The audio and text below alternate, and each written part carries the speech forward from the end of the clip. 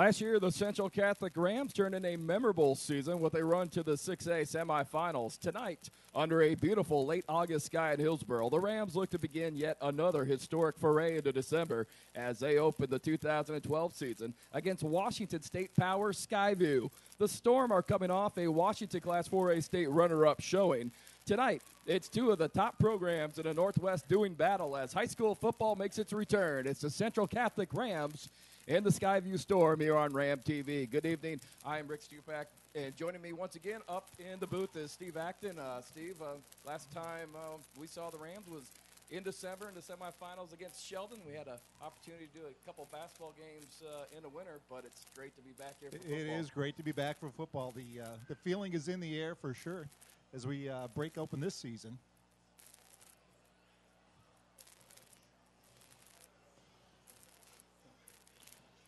Well, again, last time we saw Central Catholic was in the state semifinals as the Rams made their first semifinal appearance in 58 years as they rolled through the playoffs, an impressive run. Unfortunately, they came short with an 18-9 loss to Sheldon in the state semifinals, but they finished the year with a 10-3 record. It was just the fifth 10-win season in program history and the first since going 10-2 in 2002.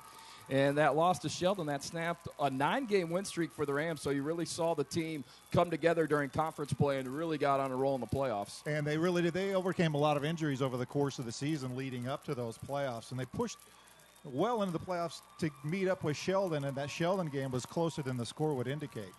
And that 10-3 record for the Rams, that was a school record, 6 consecutive 8-win season. Yeah, that's a great testament there to Coach Pine. Well, the Rams, though, they are going to have a playoff-like atmosphere here to start their season as they have a rather daunting preseason schedule starting tonight with Skyview. Absolutely. They're getting their mettle tested early and often as they enter this season. Again, we got Skyview tonight. Their record last year was 11-3, dominating their division and the playoffs.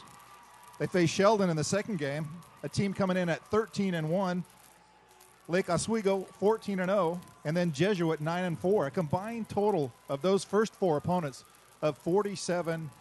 So we'll find out early what this Ram team is made of. Yeah, so the Rams, they'll play Sheldon next week. That game is going to be at Oregon City High School. There was some scheduling conflicts because Sheldon was not available. Hillsboro was not available. But luckily, Oregon City was on the road, and we will be able to go to Oregon City for that game. And that's not a bad field there. Good facilities there. Let's take a break here for the national anthem.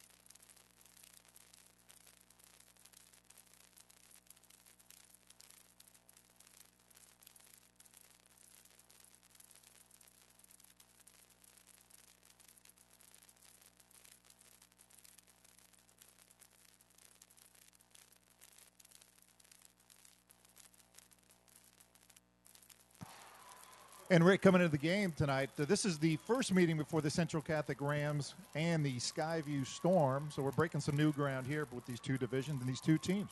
Yeah, the Storm last year went to the Washington 4A state championship game. They actually started the year 0-2. They lost to Sherwood in a close game, 27-24. Then they were blown out by Coeur d'Alene, Idaho, losing 52-14 before winning 11 straight before finally falling to Skyline in the state championship game, 38-7. But it will be a little bit of a rebuilding time for Skyview head coach Steve Kaiser as the Storm is looking to replace both their starting quarterback from last year and their top running back It was Kieran McDonough. He passed for over 2,600 yards last year and had an impressive 24-4 touchdown to interception ratio. He was also a threat on the ground. He rushed for 371 yards and 7 touchdowns. But running back Parker Henry, he rushed for 2,165 yards. He averaged just under 9 yards a carry last year and scored 31 rushing touchdowns. So the Storm are going to have to replace those two playmakers. However, they do return a very dangerous receiver in Forrest Russell. Russell last season, he caught 50 passes for 810 yards and 7 scores. So that will certainly give what would probably be the heir apparent quarterback, senior Jordan Burney, a target. Yeah, absolutely.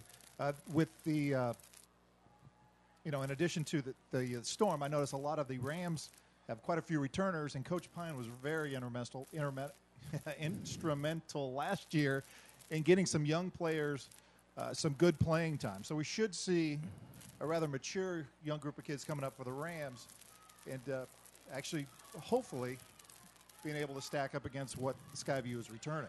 And for Central Catholic, you look at it defensively, they return the bulk of their starters. They return their secondary intact with senior Dallin Levitt and senior Bo Durantale, and that is going to be important. If you look at Skyview last year, of course, it's a new season, but last year the Storm, they averaged 40.8 points per game, including scoring 40 points in a game 8 times last year, including 76 in a win over Battleground. Absolutely incredible, and it's nice to see Levitt back in there because last year he was hampered by some injuries throughout the course of the season. So to have him back being a leader, along with Durantale, a lot of wisdom, a lot of maturity on that defense.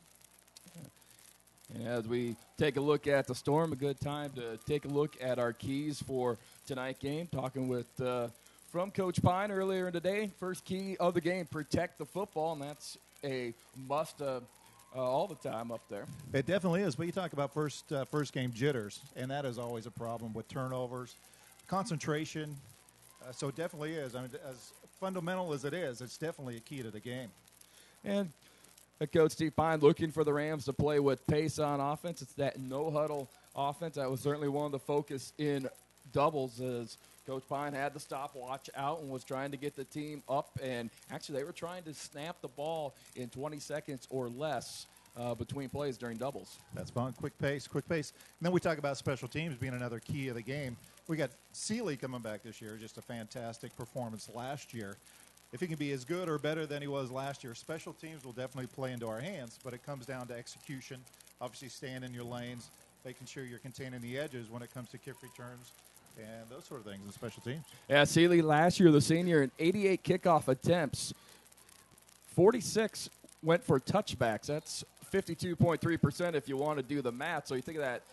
Very impressive for the high school level that the opponents, after a Rams score, they are starting from the -20. They have 80 yards to go for a score. That's absolutely right. When you can put the ball in the end zone and pin them back early, that's a huge advantage that you bring your defense. So on the other key of the game there, Rick, obviously, is capitalize. Capitalize on the mistakes of Skyview. Yeah, the Rams want to be very opportunistic with that defense to be able to try to create turnovers and then go down on offense and score. And, again, you want to be able to do that with Skyview defensively last year. They allowed under 20 points a game. They, in fact, averaged allowing 18.6 points per game. Yeah, that's true. As a coach, obviously it's the first game. What do you tell your players, coming into the the first game of the season against a very, very good Skyview team? What do you tell them to keep them focused and concentrated and calm down? Well, I think, the main thing is just go out there and play. Mistakes are going to happen, but don't let it affect you. Just get ready for the next play and go on, especially, if you want to play with pace, you're not going to be able to dwell on mistakes. Yeah, you got to keep the pace going and think, like you said, don't dwell on anything. Keep moving. Good things will happen. It's just a matter of overcoming the mistakes. And, Skyview is going to be in the same situation. They got the pregame jitters coming off of last year's success. They don't want to go backwards, nor does Central Catholic. So the two teams are coming out onto the field. It is going to be Skyview set to return the opening kickoff.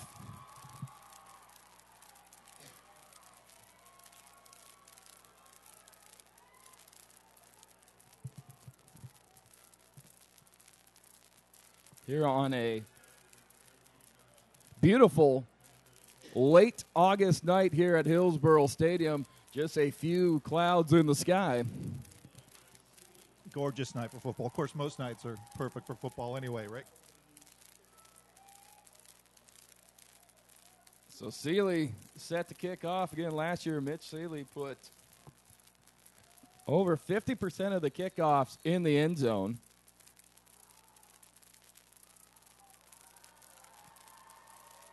As the crowd starting to make noise in anticipation of the first kick. And this is, in fact, the only game in the state tonight. So this is the first game of the 2012 high school football season in the state of Oregon. And Mitch Seeley swings his right leg through to get things going. And once again, it is another touchback for Seeley, so make it 1 of 1 for 2012. That is fantastic. What a way to start the game. No opportunity for a big play from Skyview. Everything's got to settle down, get set at the 20, and get underway. So Skyview will take over on their own 20-yard line. Dolan Levitt, last year's returning leading tackler. He had 62 tackles, top in that category as far as returnees. He also led the team with 6 interceptions last year. As Skyview comes out with the back offset to the right. And it is Bernie, the quarterback, and it is a quick screen out to the right side. And it should be good for about 8 yards.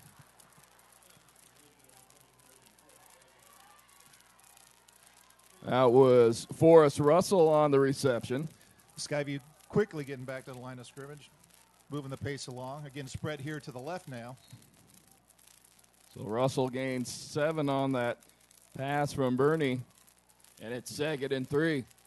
Bernie looks one way, tries to throw back away, and it is knocked down. That is deflected by Ryan Nall, the younger brother of Jacob Nall, who will be with Portland State this year. We saw Jacob do that quite a bit last year, and here's Ryan Nall getting his paws in. Right, Ryan Nall had impact last year. Good job for him to keep his head up to block that pass. 3rd and 3 for the Storm.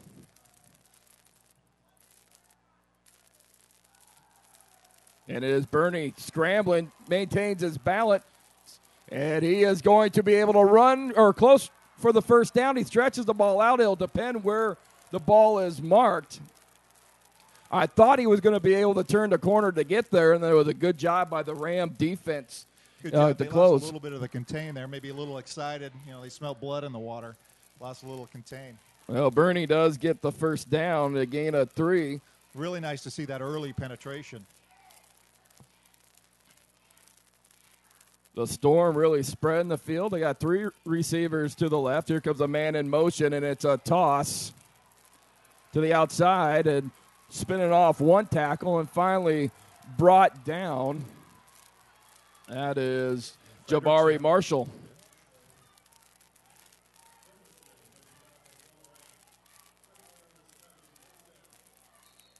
They get that motion man to clear that edge.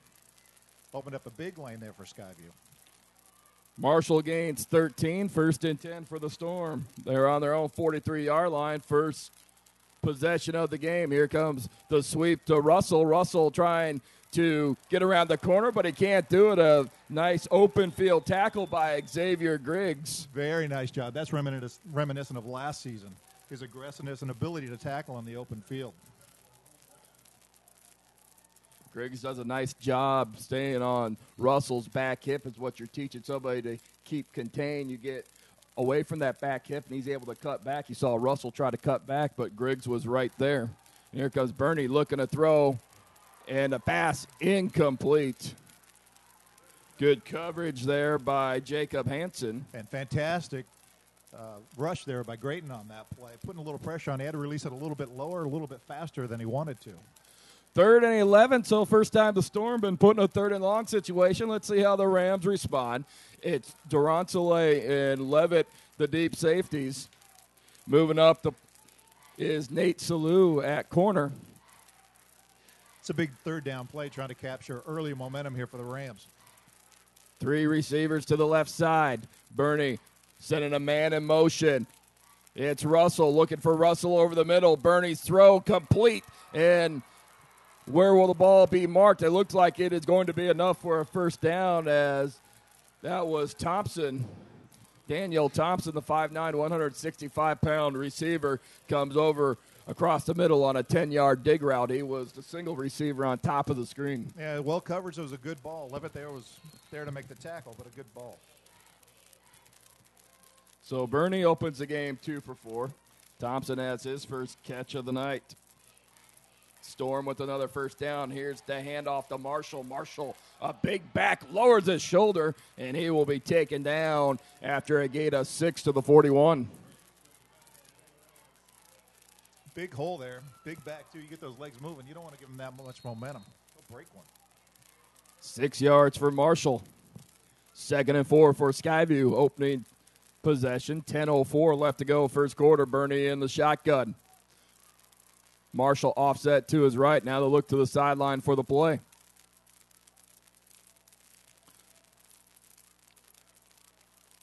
Russell closing down his split.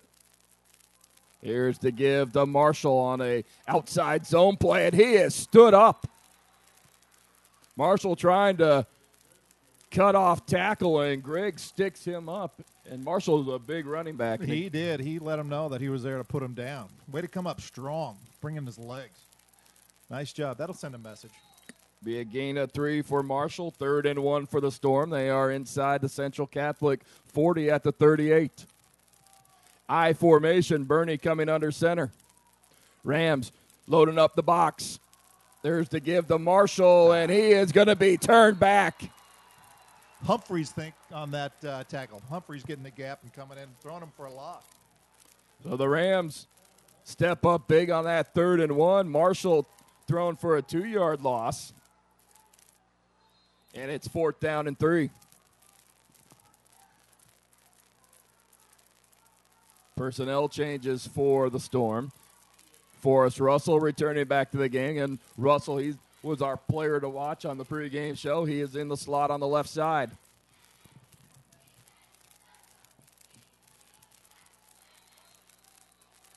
And we're going to have a timeout. Head coach Steve Pine's going to call a timeout. 8:33 left to go here in the first quarter. Central Catholic's going to take their first timeout as the Rams perhaps want to be able to make a stop on this initial drive. Well, I'm pretty impressed with the Rams' defense so far. Pretty good penetration. We had a tip ball by Knoll, another tip ball across the middle. Great penetration. You know, they got that one pass for the first down to keep that drive alive. But Levitt was on him. The rush was on the quarterback. He was just able to get it off, get it in the right spot to get that first down to keep the drive alive. You know, I'm impressed with the penetration. I'm really liking it. The Skyview team has certainly been a power the last 6 years in the Vancouver area. They are a member of the Greater St. Helens League, and Steve Kaiser, he's in his 9th season. He's 48-31 with the Storm, and they have won 4 straight Greater St. Helens League championships, and they have won 5 of the last 6. But the Rams have had a little success against this league. They've actually won their last 2 games against GSHL opponents. They defeated Evergreen in both 2006 and 2007. Yeah, 2 great traditions there. So we're back on the field. 4th down here. Looks like Skyview's elected to go for it. Marshall offset to Bernie's right. Here comes Russell in motion. It's a fake on the jet sweep. Bernie keeps it himself, and he is going to be stopped short by the Ram defense. Central is going to take over. A nice job by the Central Catholic defense. They did not bite on that jet sweep motion, and Bernie tries to take it, and he is met hard at the 40-yard line. Fantastic discipline there by the the defensive line to hit their gaps and not be fooled by that fly sweep. So the Rams taking over. And looking at the way Bernie played that, I don't think he was reading that at all. I think it was a design quarterback keep. Yeah, I agree, absolutely. And he was throttled. He had no chance. So the Rams come out at 4 wide receivers, 2-by-2 set. Dallin Levitt is the back to the right of Aiden Wilder, and it is Dallin Levitt with the first carry. Spins off one defender, lowers his shoulder, and he'll be near the first down marker. Call it a gain of 9 for Dallin Levitt. It's good to see that good hard running early by Levitt. Aiden Wilder, the quarterback. And Aiden, you would think he's a senior. as this being his third year on the varsity level, but in fact he is a junior.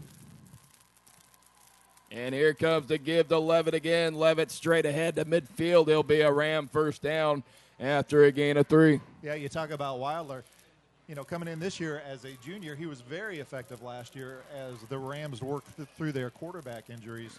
A very mature player last year, and coming in this year with the confidence and the skill set that really should reap benefits for the Rams. Yeah, Wilder split time last year with senior Ben Cook, and he went 61 to 96 passing for 1,174 yards, and he threw 12 touchdowns, only 3 interceptions. And Aiden is actually the team's leading returning rusher from a year ago as he rushed for 199 yards and 7 touchdowns. Now it is Xavier Griggs in the backfield, and the give is to Griggs. Tries to cut back, but he's going to be down at the 49-yard line, so a gain of 1 for Xavier. Looks like Skyview is reacting to the ball very quickly and almost overreacting from what I can see. 2nd and 9. Rams, 3 receivers to the right side. Wilder misplays the snap, picks the ball up now, scrambling, looking for a receiver downfield. He's going to keep the ball and throws it. Is it out of bounds? It is out of bounds. That was Cameron Scarlett making the catch, but out of bounds. And looks like Aiden took his eye off the ball right before it got there, bouncing in behind him. That's always scary. You got the back to the line of scrimmage, and you don't know what's coming. That's always scary as a quarterback. Or it's that last name, Scarlett, ought to be familiar to Ram fans, as his older brother, Brennan Scarlett, will be making a start for the Cal Bears this Saturday. That is fantastic. And, of course, Cameron last year, his first varsity carry against Reynolds as a freshman, and went 52 yards for a touchdown. That is setting the standard. High expectations. Here comes Wilder looking to throw and feeling pressure, rolling out to his right, gets rid of it. Again, intended, or at least in the direction of Cameron Scarlett, but the pass is incomplete. Good coverage downfield. Aiden had to hold the ball. He couldn't really see any open receivers. And it's really what you want to do. You don't want to force anything down the field, especially early in the game. You make mistakes, you get momentum over to the Skyview side, and it creates problems. So good decision, even though nothing was there. He didn't throw it, try to force anything. So a promising start to the drive as the Rams pick up a first down, but then the offense sputters on the next set of downs, and Mitch Seeley will come in to punt. So both teams unable to score on their opening possession. Seeley deep. And it's a wobbly kick, and it bounces at the 20, but it's going to take a Ram bounce inside the 10 to the 5 and down at the 3-yard line as Mitch Seeley gets a lucky break. And, hey, sometimes it's better to be lucky than good. Exactly. That sounds like my golf game. But, yeah, it was a wobbly punt off the side of his foot. Didn't look like much. But, you know, when it's in the cards, it's in the cards. It's down at the 4-yard line. So Skyview is going to start very deep in their own territory. And, again, It creates the necessity to be conservative down here. So it's going to change the dynamic a little bit for Skyview and maybe the play calling. It'll be a 46-yard punt for Seeley. The Storm will take over at their own 4-yard line, 6:55 here in the opening quarter. Always the best time of the year. This is like Christmas Day, the start of the high school football season. I tell you, I think everyone here in the booth agrees with you. It took a long time to get here, and it's wonderful to be here. Give up the middle to Marshall. Marshall's going to be stacked up for no gain, and then I'm going to be even more excited tomorrow as the Ram freshmen will be going out to Sunset for our Jamboree. It won't be our first game, but the first time we actually get to go against somebody else in a different colored jersey. Yeah, that's always fun. It's always fun to hit somebody else. You know, we can share the excitement, too, with you guys, everyone who's listening right now or watching on Ram TV. And remember, if you know anybody out there you think would benefit from enjoying this first football season of the year, it's ccrams.com. Storm coming I formation, and a give is to deep back again. That is Jabari Marshall, and Marshall's going to get across the 5 out to about the 3-yard line or to the 7-yard line for a gain of 3. So Marshall being the workhorse early, 6 touches already, 23 yards.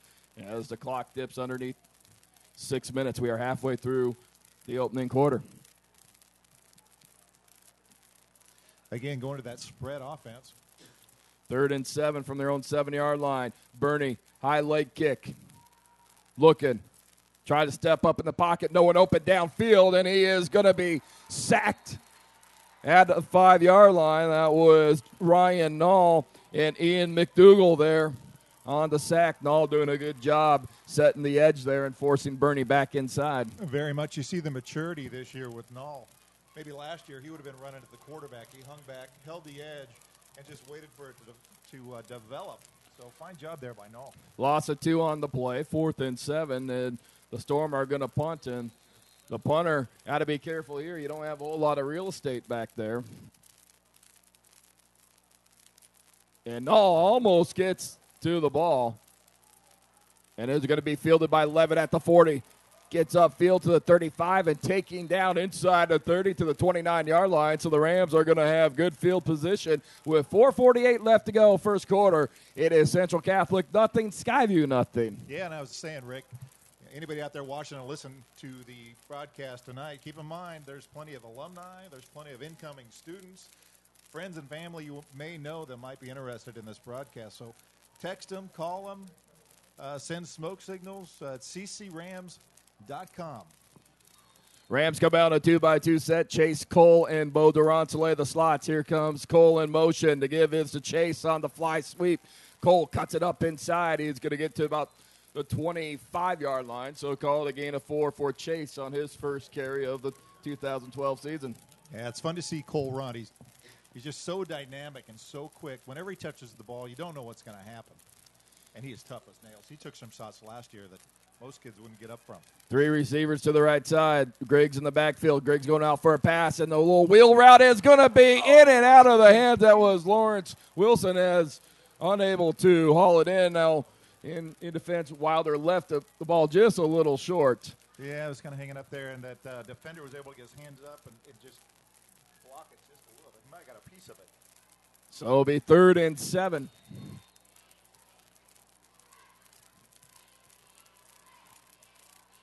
Wilder rolling out. Here's the draw to Levitt. He fumbles the football, but he's able to fall on his own fumble. It'll be a loss of 1. That's going to bring up a 4th and 8.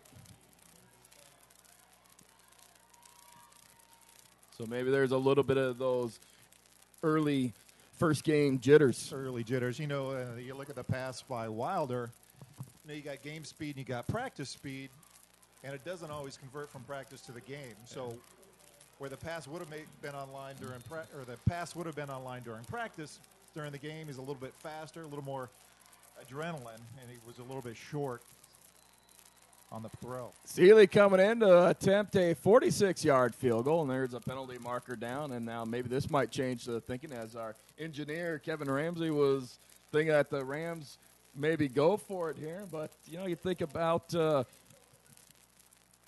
leg of Mitch Seeley now, you get an encroachment penalty on Skyview. That's going to move them up another 5 yards and make it 4th and 5, but make it a shorter field goal. Again, we talk about the keys of the game, win the special teams. You're already seeing Seeley with a punt that changed the field position as it pinned Skyview deep. Now he has a chance to come in and kick a field goal and give the Rams their first points of the year.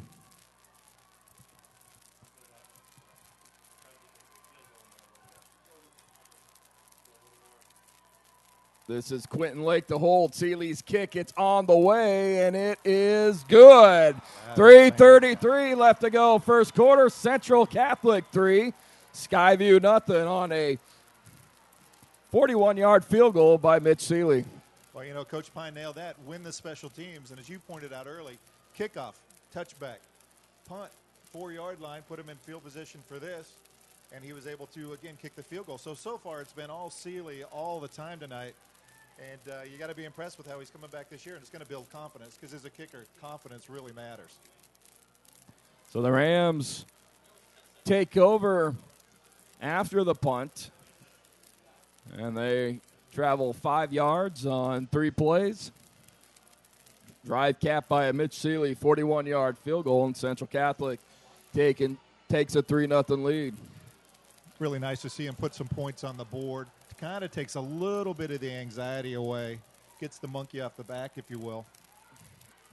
Well, the Rams, dating back to 2004, 5-3 in season openers, and they're looking to avenge last year when everything just kind of fell apart in a 49-28 loss to Lake Oswego. That game at Lake Oswego, and the Rams will be making a return there in 2 weeks. On September 14th, they will take on the defending state champion Lakers. Murderers Road to begin the season between Skyview, Sheldon, Lake Oswego in Jesuit. Well, you can't think about that as a player. You got to get past one at a time, but it definitely would be a test of the mettle. Sealy set to kick off. It's a high end over end kick, and that is going to send it into the end zone, and the Storm will come out on their own 20-yard line. I was going to say, we talk about that preseason schedule. Good thing there is no BCS computer in high school football, because with one of those games, you look at it and you always go, well, we're going to be 4-0. Then you think, well, if you go 2-2, you've done a pretty good job against those 4 teams. Yeah, with this schedule, absolutely, you do a fantastic job. But in the BCS world, you're already eliminated after 4 weeks of the season. Well, the Storm come out with 3 receivers. Jabari Marshall is to the left, and here comes Russell in motion. It's a toss to Marshall, and he is just met by a wall. Great job there coming up on that. That was James Nizich coming in and making the stop. They put that slot in motion trying to free up that edge. They got beat on it once, but I think they've adjusted not to give away that edge when the receiver goes in motion. Marshall went 13 yards on his first carry. Since then, 6 carries, 10 yards. Quick screen out to Russell. He stays on his feet, and he gains about 8 yards. Great pass there by Bernie. Hit him on stride. In that pass play, that's exactly what you need to do. Any hesitation, and allows those DBs to come up. Well, that makes that such a tough play, is that you are really extending that to the sideline. As a defender, you got to stay on top of that. You can't come up and charge it. And so you create a lot of space, and you got a player like Russell. It's so far what we've seen, the way he runs. He's very good in space. And here, speaking of space. Yeah, that was Johnson on that carry. That was Calvin Johnson on the carry, and he comes in for Jabari Russell, and he picks up 22 yards and a first down.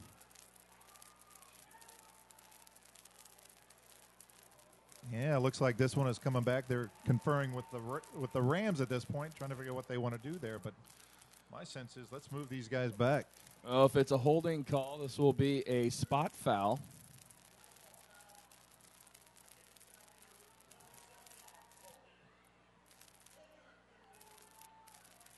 Well, the officials, he seemed rather excited about his first call of the year. He had a little inflection in his voice.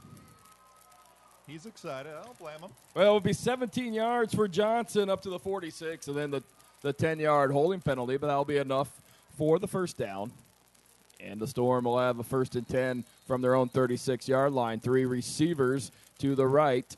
And now it is Marshall back in the game. He's offset to Bernie's left. And this is actually... there's a tight end to the left side. And Skyview is going to take a timeout. 2:08 left to go here in the opening quarter. It is Central Catholic 3, Skyview nothing. The game's a little bit flat. I get a sense it's a little bit flat, not a whole lot of excitement. There's things happening. It's nice we got 3 points at this point, Rick. But not a lot of excitement, which actually could be good. No long plays by Skyview, but in the same vein, nothing really exciting yet for Central. Could be one of those close games down to the wire where it's just knock them down, drag them out football. Well, I don't know. I wouldn't say it's flat. I think you've seen some good defense by Central Catholic, very physical defense. We've seen a nice job pursuing to the football, getting 3 or 4 helmets on the ball. And no, that's just good defense. And me personally, I'm not big on emotion. Emotion gets you about 2 minutes, And then guess what? You still have 46 minutes to play. And Yeah, that's true. you actually get, I think, more tired if you come out yelling and screaming instead of just playing football. Maybe I'm just the one excited. So 3 receivers to the right side. Here comes Russell in motion. Jet sweep. Here's the give. He tries to get outside. And a nice open field tackle. That was Taylor Smith, the senior linebacker, making the play and not allowing Russell to turn the corner. I'll tell you what, the key to that play was James Nizick controlling that edge. The running back couldn't make a determination to go inside or outside because James was basically locked up on his player and didn't give the angle. So he did a nice job playing that honest, and that allowed, I don't know who came over for the tackle, the defender to come over and make the tackle. 2nd and 10. 3 receivers, tight end to the left side. Russell in the number 3 receiver. Bernie rolling out to his right, looking downfield, unleashes a pass, and it is deflected by Dolan Levitt. Levitt coming up, perhaps trying to get the interception as he plays underneath the route, and the pass is incomplete. Well, I see why BYU liked him. He played that perfectly and jumped it at the last minute. I mean, he had that dead to rights, just slipped right through his hands. And you get a sense he kind of baited it in a little bit, give him a little bit of space, let him throw it, and then jumped it. Great job by Levitt. Bernie now 3 for 6, 27 yards passing. As the Storm go with a 2-by-2 set. Marshall offset to the left. Bernie drops back. It's a tunnel screen, and the pass is complete. And Levitt is going to stop the receiver short of the first down.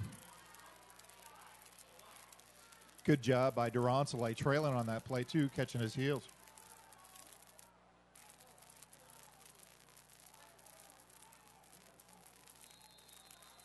Gain of 6 on the play, but that's going to be short of the first down. Actually called a gain of 7, and it'll bring up a 4th and 3, and Skyview lines up the punt.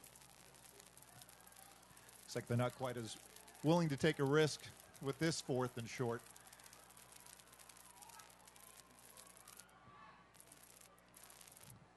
Levitt and Zach Davis standing back at the 27-yard line.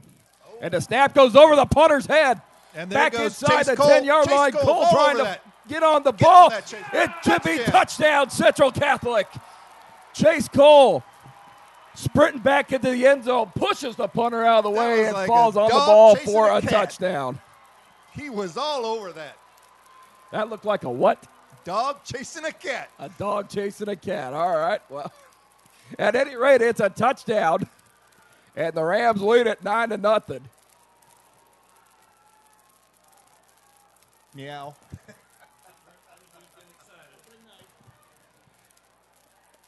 Well, there's the first interesting expression of the 2012 season.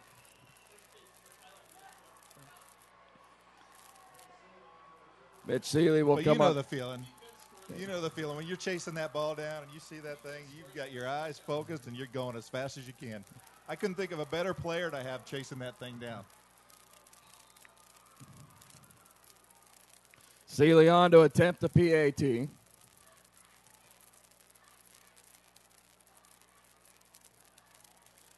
Kick is down, and it is up and good. And with a minute left to go here in the first quarter is Central Catholic 10, Skyview nothing. And, well, again, go back to the keys of the game. Capitalize on mistakes, check, and win the special teams battle. Yeah, I think Coach Pine had the crystal ball out before this game when he called that key of the game. Special teams right there and taking care of the mistakes. Very impressive start. It's nice to have Skyview's back against the wall early. It's much harder to play from behind than when you have the lead. So great job by the Rams. Great job by the Rams. Well, a good time with a little pause here, kind of talk about some preseason honors. And speaking of Chase Cole, along with Dolan Levitt, they were named to the 2012 MAC Preps Oregon preseason All-State team. And we talk about Cole. He spent most of last season at the JV level, started kind of becoming a swing guy for the varsity late in the season. Had a very inspiring playoff run, certainly helped the Rams with Absolutely. some depth. Definitely an impact player last year. It's good to see it come out and start this year. Yeah, Cole finished with 10 receptions for 91 yards. He also had 72 yards rushing on 5 carries, and really his breakout game came late in the year against Barlow when he had the 53-yard touchdown run off the jet sweep. He's exciting player to watch. Also notice the Rams doing a lot of rotation in the backfield. with Griggs and Bronson. Well, that's when you talk about wanting to play with pace. You're going to put your backs and your receivers on play counts or rotations, 3-4 plays, and a fresh body comes in. Especially, you'd like to do that even if you just had players going one way. Right. But it becomes more important when you guys got guys like Griggs, Duran Soleil, and Levitt that are two-way players. You want to be able to keep them fresh. And it's absolutely great to have that luxury to do that. Some teams don't have it that deep with that much talent. And obviously, we're kind of getting used to Sealy kicking out of the end zone because we actually didn't even announce anything going with the kickoff there. I guess it's Mr. Automatic again this year, 3 for 3. Yeah, well, again, it's a great weapon to have up here in the broadcast booth. It's not too exciting unless it's an onside kick, right? So 1st and 10 for the Storm. They take over. 2-by-2 set. This is Marshall offset to the left. Here comes motion. And the give is to Marshall. There's a hole up the middle. And he is going to be taken down by the ankles at the 29-yard line after a gain of 9. Nice shoelace there by Simmons making the tackle. That's always hard. You got a big back like that, his legs moving. Cody Simmons. Rope the knees or rope the ankles is difficult. Cody Simmons, senior linebacker. Here's an interesting note on Cody. Rode his bike from Canada down to like San Francisco this summer. It was some outrageous bike trip. We'll have to find out exactly what that was as Marshall is stopped at the line of scrimmage. Looks like Humphrey's there, getting there early, putting the stop down. That brings up a 3rd and short, so nice penetration there by the line. Bring up a 3rd and 2, and this may be the final play of the opening quarter. As the seconds are ticking down, and Skyview just gets the play offense to hand off to Marshall, and Marshall is not going to make it. He was able to spin off one tackler, but then more Ram hats coming to the ball, and Marshall's going to be stopped short of the first down as the first quarter comes to an end. Yeah, great job there by Hanson to come up, put a buddy on, and get the wrap. Sometimes you lose discipline on those big hits, and you forget the wrap. He wrapped, bring up 4th down, deep in their own territory. So great start.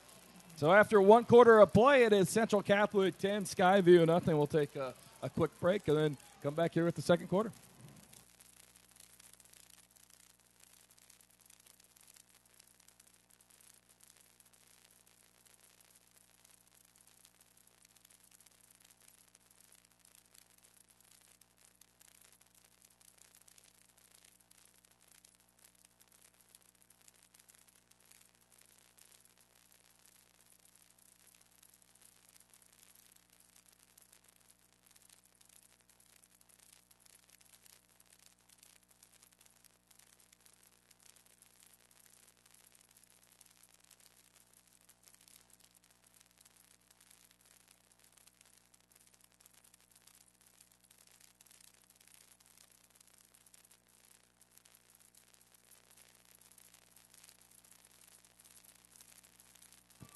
Oh, Rick Stupak back here with Steve Acton as we get ready for the second quarter. The Rams on top 10-0, but interesting that you look at the first quarter statistics. Central Catholic ran just 8 plays for 16 yards, yet they hold a 10-0 lead.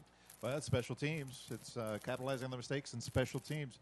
And I think I was just starting about complaining about it being a little bit flat just as that snap went over the punter's head and chased it down like a dog chasing a cat for those 6 points in the end zone.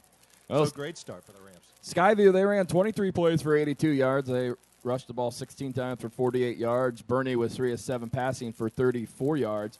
And the Storm hold a 3-1 edge in first downs. We've yet to see Aiden Wilder complete a pass. Aiden 0 for 3 in the first quarter. And that's probably the position where you're going to have the most jitters. So it is going to be a little bit more difficult for him. But here we start the Rams start the second quarter. 4th down, they're going to receive this punt. Levin and Zach Davis back to punt. High spiraling kick. And it lands at the 21-yard line. It's picked up and fielded. Nice spin move. Oh, my. This is Aaron Washington, a transfer who picks up the punt and a nice return. Nice job. Looks like he's a pretty fast kid. You might have seen him in practice. He looks pretty fast. He turned that corner.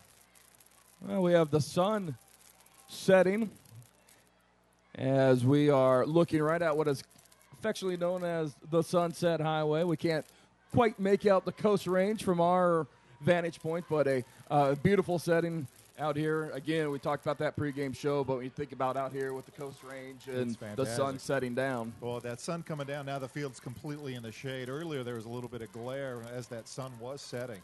So both teams, no more sun. 3-by-1 set.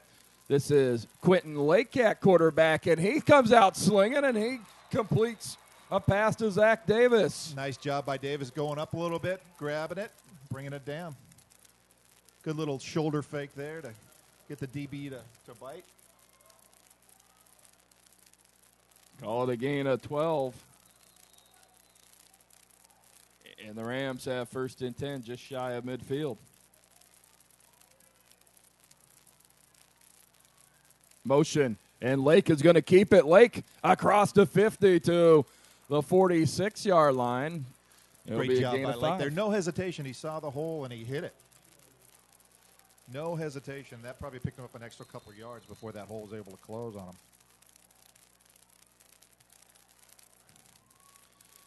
Rams going to an empty set. 3 receivers to the left, 2 to the right. Lake, step back, looking to throw, and pass in and out of the hands. That was intended for Ryan Nall. I think there might have been a defender, might have got a hand on it, I believe. That was number 21. We don't have 21 on our Skyview roster. Good ball, though. Good ball. Put it right on his hands. So the mystery man knocks the pass down, and it's 3rd and 4. Movie reference again. No mystery man. The mystery man.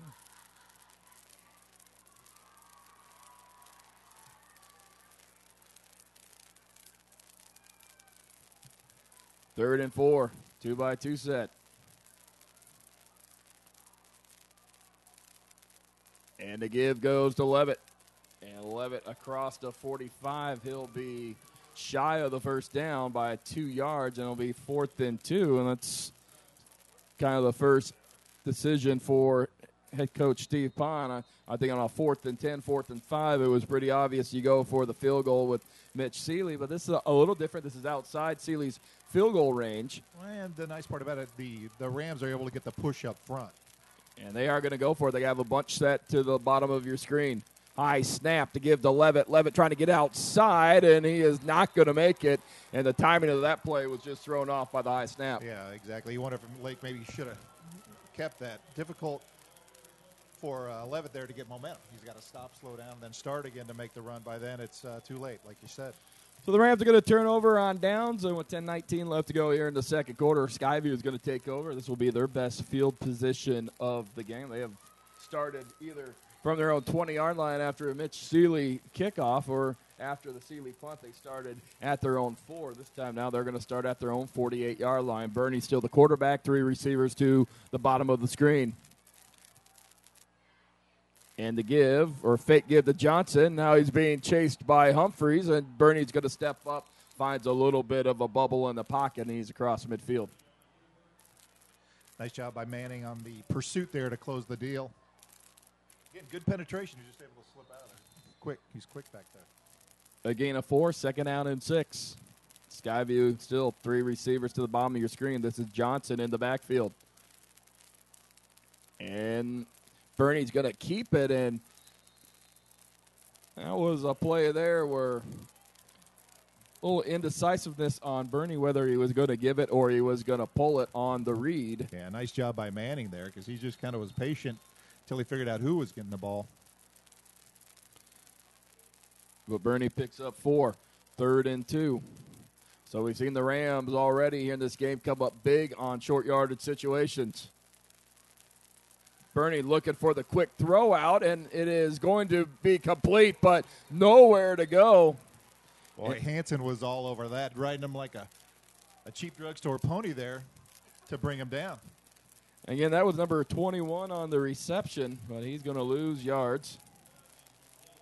I hadn't seen the new Batman movie. I was going to call him the Dark Knight, just kind of back there. We don't know who he is. Yeah, that's it. You got to get creative.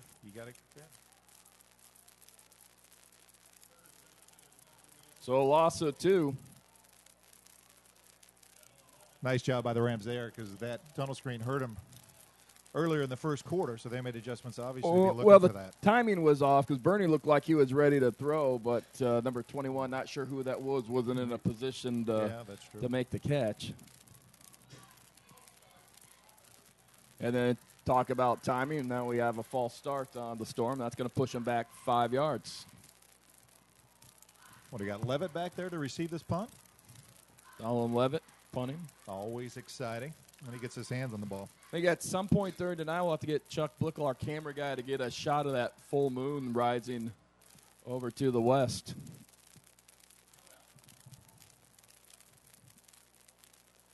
And just a reminder, in the booth, we do have Chuck Bickle on the camera, Kevin Ramsey on the computer, and again, Rick and I on the mics. And there's a high punt. And this one's going to take a bounce towards the sideline. The Rams are going to take over at their own 19-yard line. Well, we're actually, kind of and there we see a picture as dusk coming and a full moon rising over in the west or the east rather. And I bring that up, Coach Pina. We were kind of just talking about football, and we were talking about one of our favorite announcers, Keith Jackson. Absolutely. And one of the favorite settings, the Rose Bowl on New Year's Day, and you talk about the San Gabriel Mountains and the sun going down right about the third or fourth quarter. That's probably, when I think about my favorite times of the year, that is one of them, as to give up the middle. He is going to be taken down. That was Aiden Wilder. Yeah, nice job by Wilder to concentrate. He kind of bobbled the ball there on the snap, was able to put it together and bring it in. Pickup of 8 on that somewhat broken play. 2nd and 2.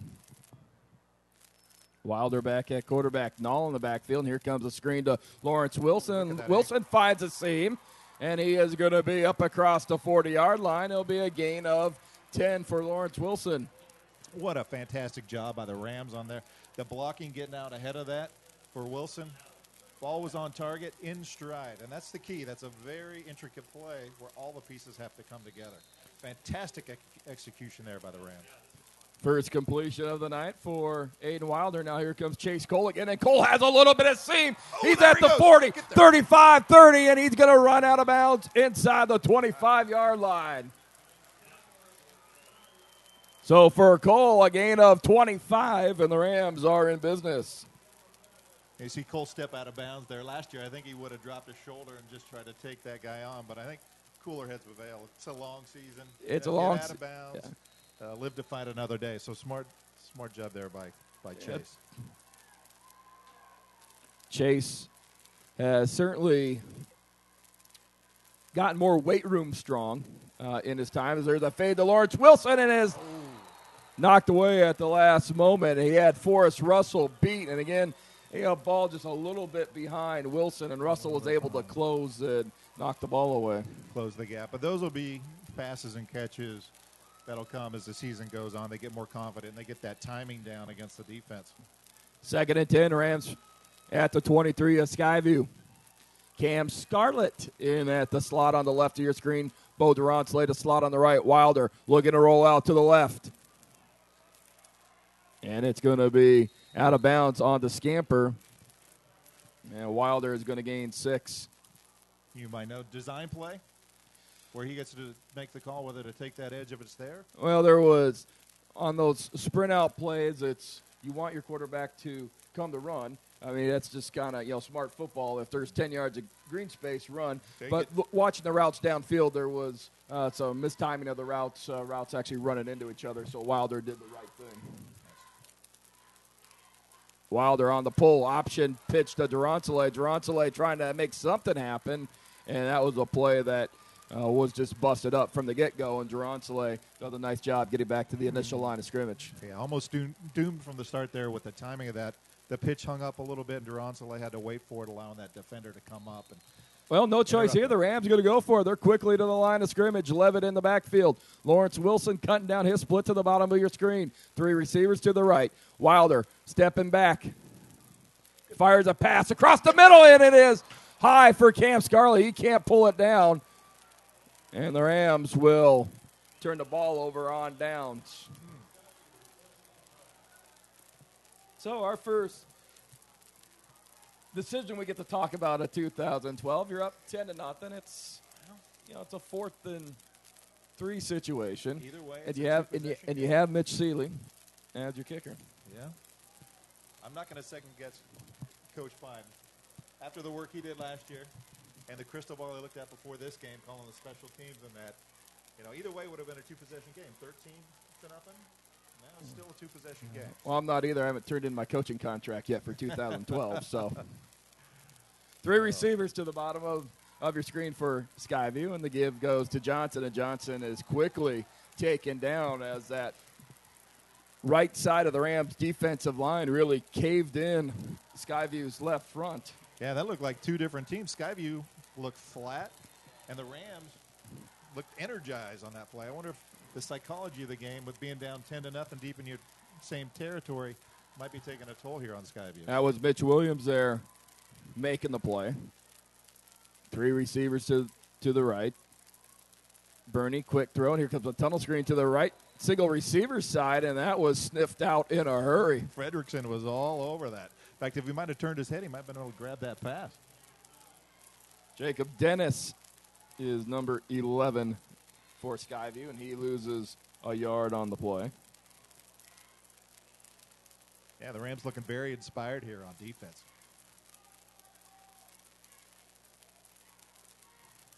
Third and 12 from the 15-yard line.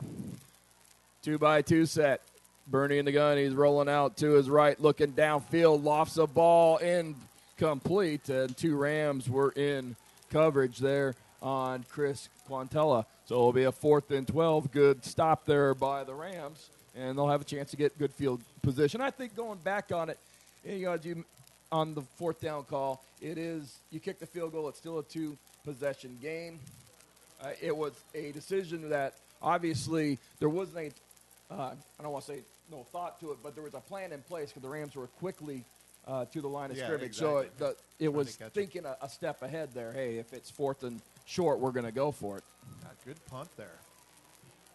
Aaron Washington across the 50, and the junior will give the Rams good field position at the Skyview 42-yard line.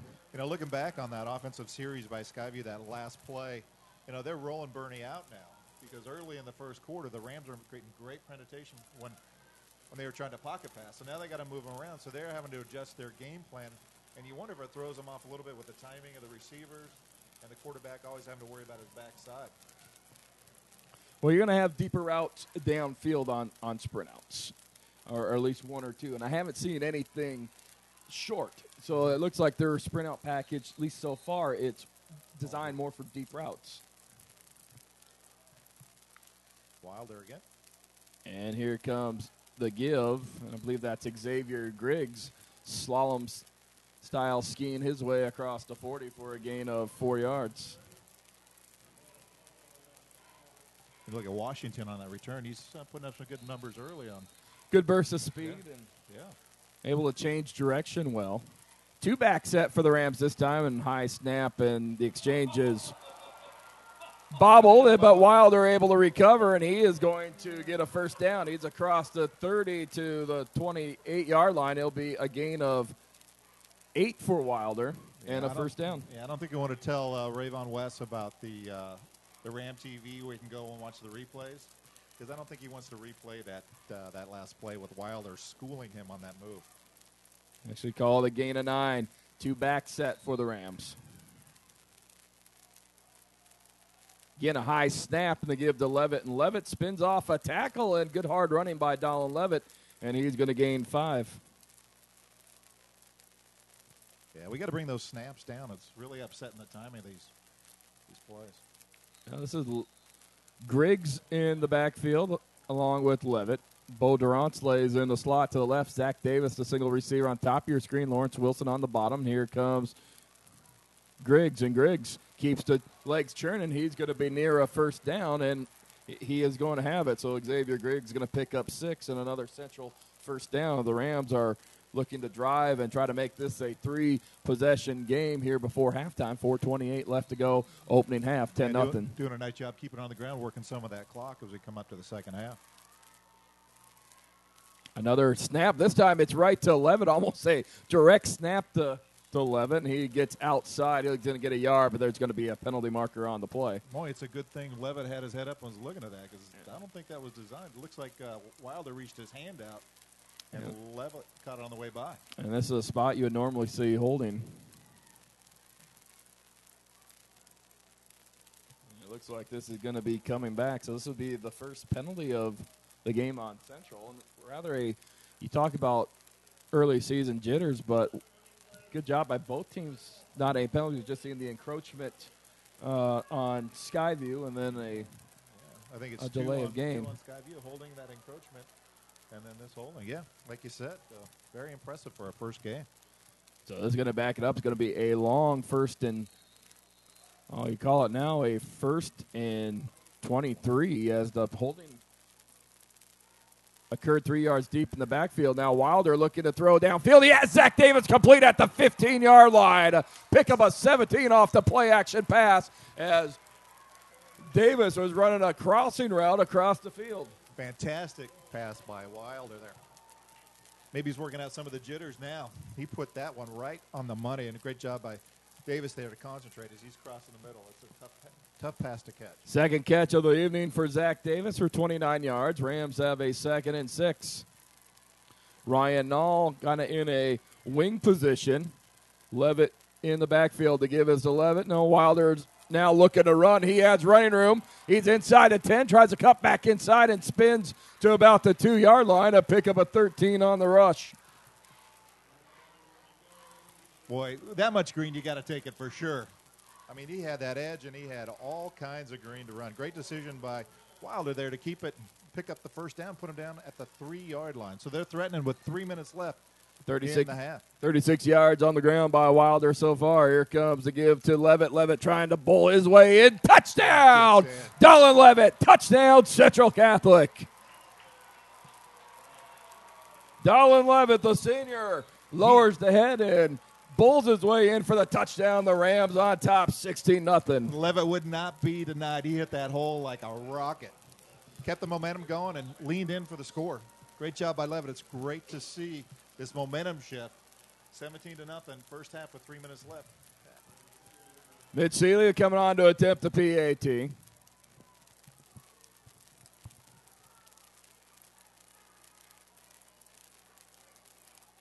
And the kick is down and up and good, and it is 17-0 Central Catholic on top. 3:14 left to go here in the opening half. Yeah, very nice job. Set up by that pass by Wilder to Davis to shorten the change a bit there, and then allowing Wilder that long run on the right side off the edge to get down to the 3-yard line. Well, I don't think you could script a better opening half for the Rams. They've moved the ball well on offense, and they've had some good special teams play, and the defense has really done a great job. On the previous series, one thing I want to talk about, Mitch Williams he came in and made that play on the first down on Johnson. Mm-hmm. He did a good job of not getting too far upfield. He beat his offensive lineman, that tackle, off the ball. But what you teach them is to replace the heels of the offensive lineman. A lot of times, especially, again, early in the season, you're excited, the adrenaline's flowing, and you get 5 yards up the field. And really what you do, it almost becomes like a screenplay for the running back. Yeah, you open up a yourself running out. Yeah. Absolutely. And that's a discipline. You saw it last year. There's a lot of plays where you can tell that these kids are taught well on what their responsibilities are, and they carry it over into the games. And like you said, today, same thing. You saw James Nizick controlling the corner, making it so the running back had to hesitate before he made his cut and bringing the DB over to make the tackle.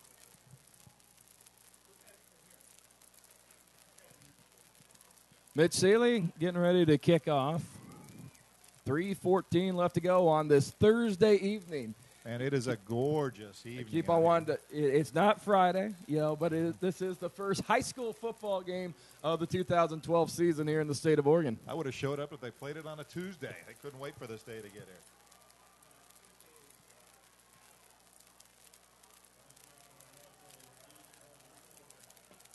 So Seeley getting ready to kick. Swings the right leg through. It's a high end-over-end kick, and it's going to be fielded at the 8-yard line. And this is Kyle Ponancio on the return. He'll gain 17 yards to the 25-yard line.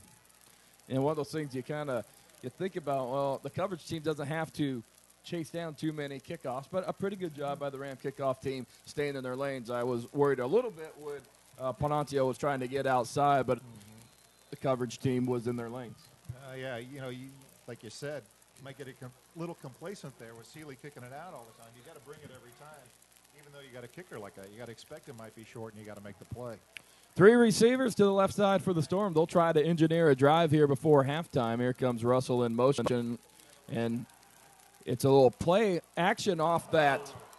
The pass is almost interception. For a minute, though, I was thinking it was going to be that crack toss because Russell was coming in motion, then actually took 2 steps like he was going to crack and then ran a drag route over the middle. So that there we see now the little play action off that motion. Yeah, nice. And Griggs all over him, covered very well. I mean, just riding him.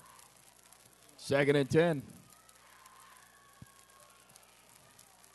Russell again, the number 3 receiver. Top of your screen, Bernie rolling out. And the pass is complete.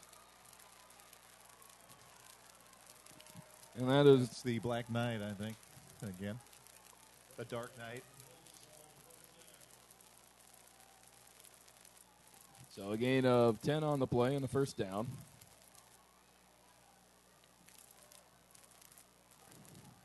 Now, with the stats he's putting up, they might want to put him on the roster, get some name recognition.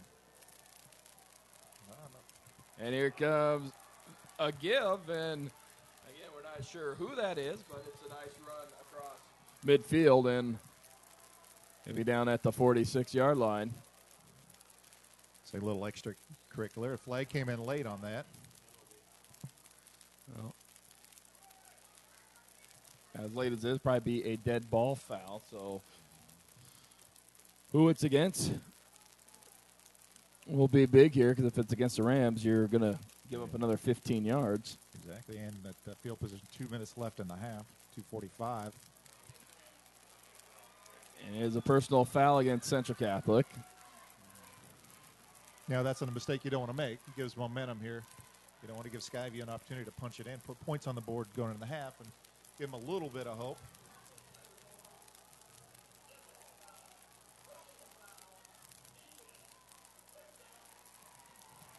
So after a gain of 12, it's in a 15-yard penalty. And it's going to change the play calling there for Skyview, too. They got a little extra time. They can be a little bit more patient in how they approach this. They have 2 timeouts left, 2:45 to go, and much like the Rams are a no-huddle, hurry-up team. So, 3 minutes is a world of time, even if you're on your own 20 with 2 timeouts. But now you're working a short field.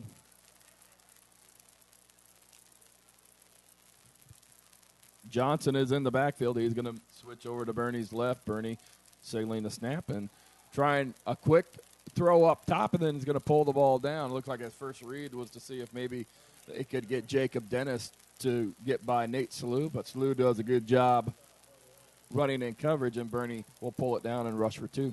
Yeah, nice job by Manning there to keep an eye on him, keep his feet underneath him, make that tackle.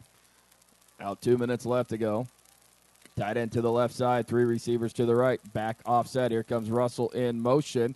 And the give goes to Johnson, and he is met up. That was Nall there on the stop, and along with Fergus Fredrickson. And again, a good job by the Rams maintaining their assignments. You didn't see Fergus and Nall running out with the jet sweep motion, but you see the linebackers who were in charge of playing that running out there, but the Rams gap responsibility. Absolutely, stay in discipline. As Bernie goes to the air for Russell, and the pass is incomplete. Nice job again by Nall getting up there. I don't know if he got a finger on it, but he definitely distracted the receiver. So a long 4th and 8 and a chance here for the Rams to come up with a big stop here. A minute 23 left to go here in the opening half. 17-0 Central Catholic. Minute and 23, minute 20 with the Rams. That's a lot of time, like you said, for a fast-paced offense. Bernie looking to roll out to the right. Looking downfield, pass thrown over the middle. It is incomplete, in and out of the hands of a receiver and dropped. And the Rams are going to take over with a minute 17 left to go. Great job by Durantale in to the break that up. First Kinda half. Skipped through his hands and hit the receiver. The receiver had a shot at it, was not able to hang on. So the Rams take over on downs, starting from about their 30, 70 yards with a minute and 17 left. Rick, Coach Pine, do you take a couple shots to get down the field, or you just try to milk this clock? Well, you have 2 timeouts left. I think really what happens here, what happens on first down, maybe you go with some play action and go up top, and we see the Rams going with an empty look. And Wilder looking to throw here. They go up top to Lawrence Wilson, and the pass is incomplete. Once again, Wilder tonight just leaving that ball short. Yeah, he's kind of floating it a little bit. Maybe a little bit too finesse, and he needs to have a little bit more muscle behind it. Yeah. See, Holden Oglesby has checked into the game. Oglesby, you might remember last year, was the sophomore quarterback who came up in terms of filling in for some injuries, did a nice job stepping up. Very nice. He's job. also playing some slot receiver for the Rams here. Minute 10 left to go. And now Ryan Nall goes back into the backfield. The Rams go back to the 3-by-1 set. I like rolling the dice on first down. I think when you have a chance to get a big play, you've already come up with especially you come up with a big defensive stand. You got the defenses on their heels as well. After right. When you got a 17-point lead. Wilder looking to throw, and the pass incomplete. Holden Oglesby looking for the ball and unable to. Yeah, that's a find tough the one to ball. haul in when you're looking over your right shoulder and you get it over your left shoulder. But you got Wilder on the sprint out to the left. It's a hard throw to make, when you're a right-handed quarterback. And this is, for me, when I was talking with Aiden about this, there was an awful lot of green space I was in thinking there. the He same might have thing. been able to pick up the 10, 15 yards and get out of bounds, or Stop. get down and you stop the clock by moving the chains.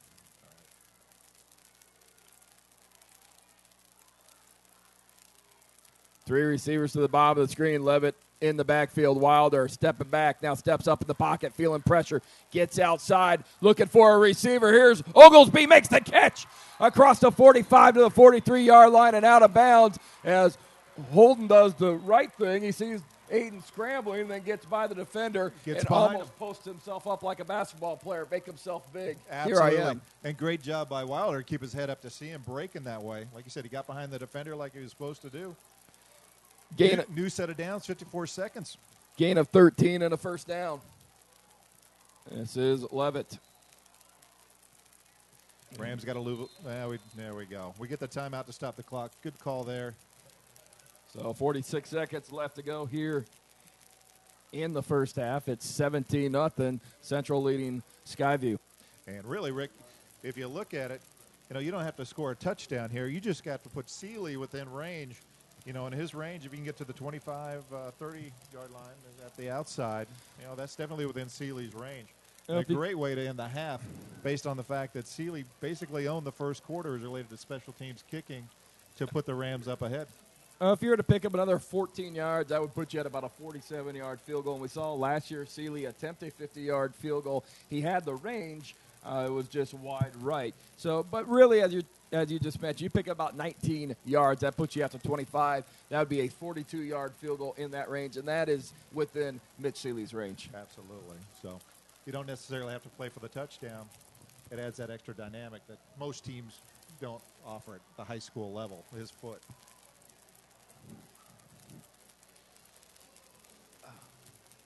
.46 seconds left to go. Rams one timeout. Skyview with two.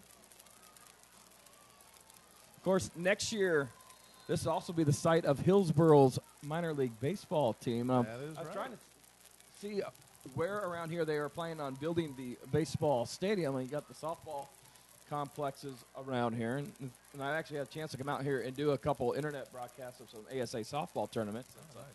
Nice facility for that as Wilder goes over the air to Wilson, makes a sliding catch at the 17-yard line, a pickup of 27 and a Ram first down. Okay, now that was a very nice ball by Wilder. Put it on his fingertips. Good job. It's coming together for him, as we knew it would. But the first game jitters is always difficult to overcome. Rams inside the 20. They're at the 17-yard line. 39 seconds left in the half. Wilder rolling out to his right. Spins off a tackler. Now he's going to put the ball away, and he's going to get positive yardage across the 15 to the 13-yard line, a gain of 4. Now the Rams got to move quickly. 23 seconds left.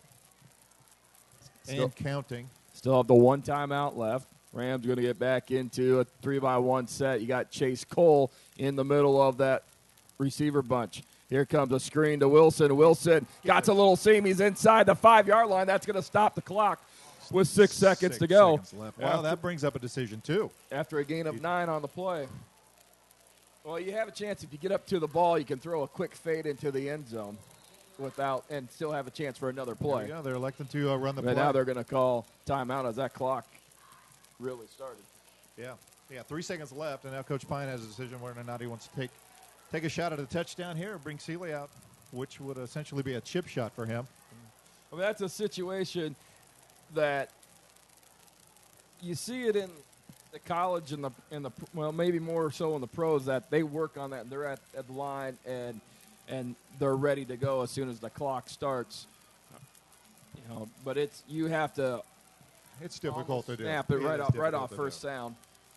So a good decision there. Not a bad idea to get up to the line ready to go, and then you see that they weren't going to have time. You take the timeout. Now you got the choice. Do you go for the touchdown or do you kick the field goal?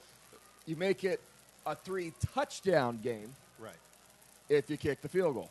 Absolutely. You make it a 4-possession game if you're able to score and go for the touchdown. Exactly. And momentum. And momentum, which will be key.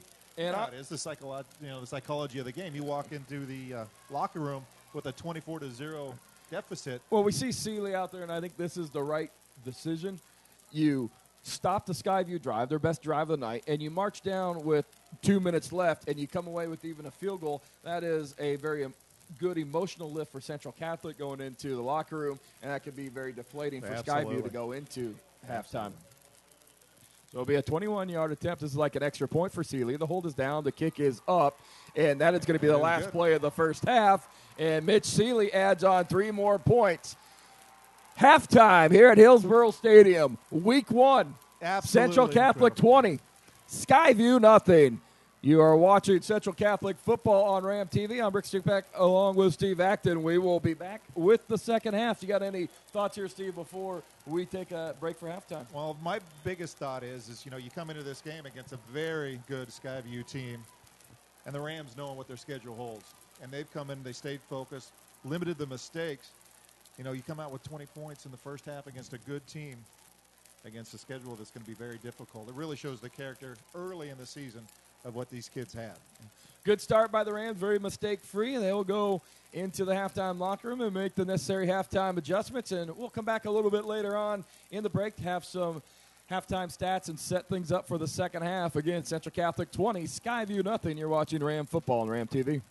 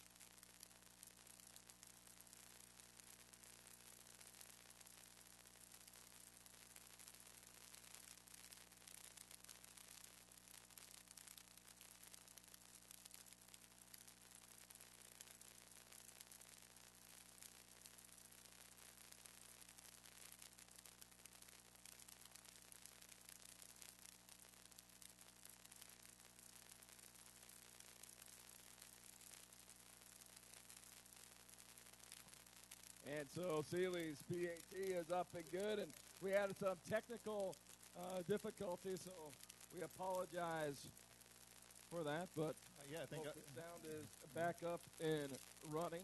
there we go. So a 64-yard touchdown strike from Aiden Wilder to Lawrence Wilson. The Rams lead at 27-0. And sorry about the technical difficulties. I think I said the best things in the last 10 minutes when I was off than I probably had all last year. So I missed a bunch. I'm going to say on a personal note, I was kind of glad because my voice did squeak a little bit after that touchdown run. That's part of the thing when you're teaching freshman football and you're explaining things over and over and over. Your voice starts getting a little hoarse. A little hoarse, exactly. Well, you say you're not the yelling type, but from what I hear from the kids, you can get loud out there. I just tell them I'm using my loud voice. So 27-0. Central Catholic on top of Skyview with 10:46 left to go here in the third quarter. And just to repeat, great ball by Wilder. Pin Wilson in stride. You know, he's kind of getting that monkey off his back at the end of the second half, or excuse me, the end of the second quarter, and now into the first part of the second half. So nice to see Wilder having some success because psychologically as a quarterback, you know, you want to get that confidence going early. So Wilson now 110 yards receiving on 4 receptions. He becomes the first Ram to go over the 100-yard mark receiving since Lewis Pinder and Troy Gernhardt both did so last year in the quarterfinals against Oregon City. Pinder that game had 119 yards, and Gernhardt added 111, and a very thrilling win over the Pioneers. Exactly, and I think if memory serves, Pinder broke a family record with the most career touchdowns. So he's got bragging rights at the kitchen table. And the kick is going to be fielded at the 1-yard line. So I'm running room across the 25-30, and Mitch Seeley is going to make a stop at the 37-yard line. That was Kyle Ponsanio there on the return.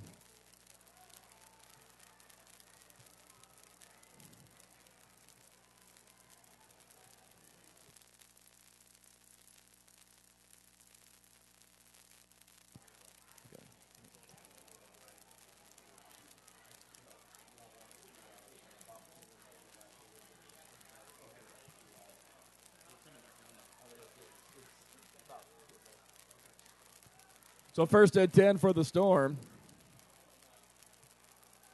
And here comes a tunnel screen out to number 11, and a big hit delivered by Bo Durantale. That was Jacob Dennis trying to turn upfield, and Durantale closed on that from his safety position and will limit Dennis to a gain of 4. Great hit there. You know, he felt that. He'll remember that next time he gets that ball.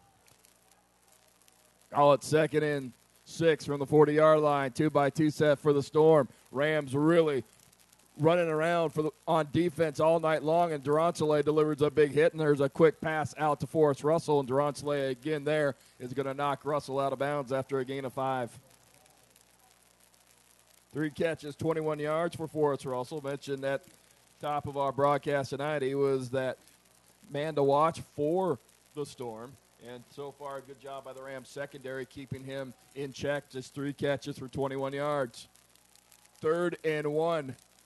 Jabari, that's not Marshall. That's Johnson in the backfield. They give to Johnson. He's going to try to get outside, and he is going to be stopped short of the first down. Jacob Null, Xavier Griggs there on the stop. Fantastic job by Null to get around that corner and get a hold of his shoulder pads. Good thing he didn't grab him, horse collar him. He was real smart about changing his grip, bringing him down. Blake Gratton also there. And after a loss of 1, it's going to bring up a 4th and 2, and the Storm are going to punt the ball away. Nice job. Good character by the Rams there because that screen produced the initial 7 yards, and they haven't been able to do anything since. Here comes the bunt. High end over end kick. And kick is going to go out of bounds at the 25-yard line. That's where the Rams are going to take over. 9:11 left to go here in the third quarter. Central Catholic 27, Skyview nothing, as everything has gone the Rams' way this evening. Well, and they put themselves in a position to succeed as well. Special teams, big deal. Keys of the game, not making mistakes and capitalizing mistakes, keys of the game, and the Rams have been able to do that. in really fantastic fashion. They haven't shot themselves in the foot with any turnovers. Granted, there's been some situations where it was a little dicey with maybe the snaps and exchanges, but Central has done well to overcome that, and 27-point lead. So the Rams come out, 2-by-2 set. This is Levitt in the backfield. Here comes the jet sweep. This is Durantale. Durantale look at the turn the corner, and is going to be brought down after a first down. He had one man to beat, actually one man in the safety, and the corner able to get a foot on him or get him down by the feet, and it'll be a pickup of 15. Exactly. Johnson there on the tackle. He was the speed. Obviously, the running back in the backfield was able to chase him down.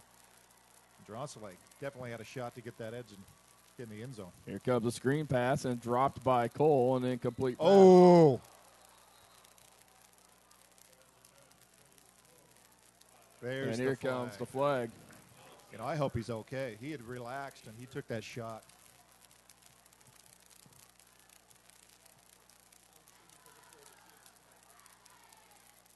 So Cole looks to be okay. He's okay, but it might be a good time to get him off and clear his head a little bit.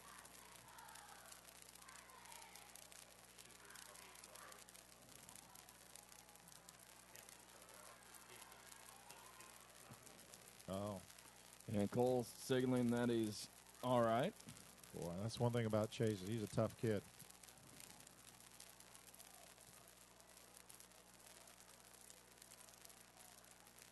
And so it's going to be a 15-yard march off on the Storm. And that's going to give the Rams a first down at the 46-yard line.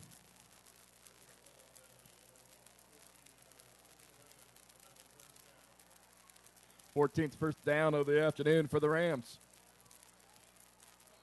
2-by-2 set. Cole coming in motion.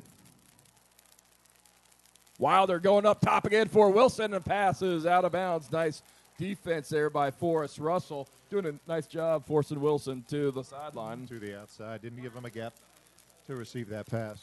But another good ball by Wilder. He put it where he needed to try to make that. 2nd and 10, 8:47 left to go here in the third quarter. 27-0 Central Catholic on top of Skyview. High snap. Give. Here comes Griggs. He has some running room upfield, and he's going to lower the shoulder and be inside the 30 to the 29. Give it a gain of 17 and a first down. Thing I like about Griggs there, he's got two hands on the ball, protecting the ball. That's when you see your back running like that. It may slow him down a little bit, but what it saves in turnovers is fantastic. You know, he broke through. He got through the second level, and he couldn't figure out which lane to take, and kind of stymied him there, allowing the defense to catch up. 4 carries, 28 yards for Xavier on the night. Wilder looking to throw. Feels pressure. Going to roll outside. Penalty marker down, and pass is high to Durantale. Had his hand on it, and then he was jarred loose by a defender, but there'll be a penalty marker, and the Rams are probably going to back up 10 yards as it's in the vicinity that you usually see holding. The holding call there. Yeah, Durantale took a shot. Looks like he's okay. Coming back a little slow. You know, it's a holding call there by the Rams, but I got to give the Rams credit the way the offensive line has been able to open up holes and provide protection. You know, they've really stepped up. Blocking's a difficult challenge, and for them to be as effective as they have been tonight is very, very impressive.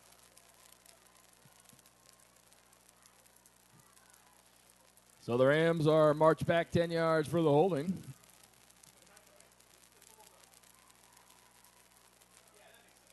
And it was more than the 10-yard variety. It's first and a long way there, Rick. 1st and 24. And here comes nice Donald block. Levitt. Levitt looking to get outside. Spins off a tackler, and he's going to be taken down at the 32. Will be a gain of 15. Boy, was that John Nizik coming back and laying that block to spring Levitt? Just put the wood, gave Levitt that angle to get outside. Rams quickly back up to the line of scrimmage. 3 receivers to the top of your screen. Levitt in the backfield. Zach Davis, the single receiver on the bottom of your screen. Here comes Wilder rolling out. Now going to cut back across field. Nice block I believe that was Liam Rowley to spring Wilder free, and he's going to be near the first down marker. We got a flag That was back Quinton. in the backfield, but I got to tell you, Rowley was able to keep that linebacker from coming across on the pursuit. So great job to identify that and seal it off. I saw Quinton Fulcher coming back to make a block that sprung Wilder free, and I'll see if maybe if it was a block in the back.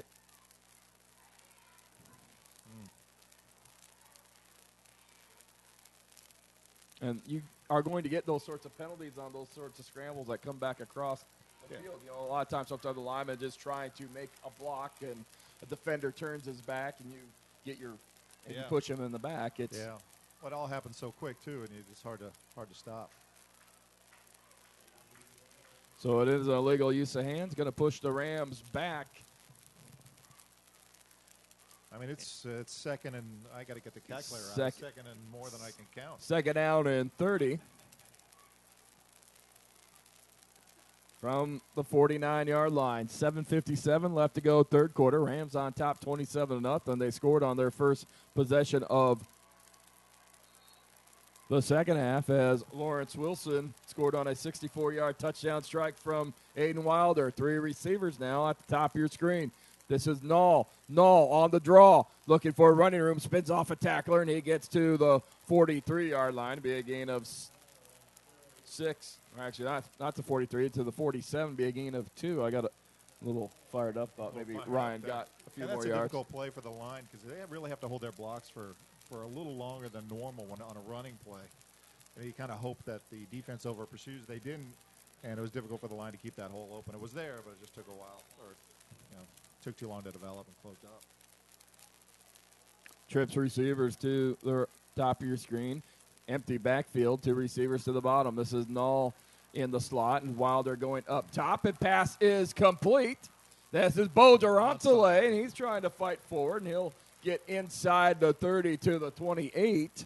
Another great ball by Wilder. Be a gain of 20 on the play, so the Rams get some of the mileage back. And they bring it Sealy in. Durantale, his first catch of the night. And Mitch Sealy will come in and attempt what would be a 44-yard field goal.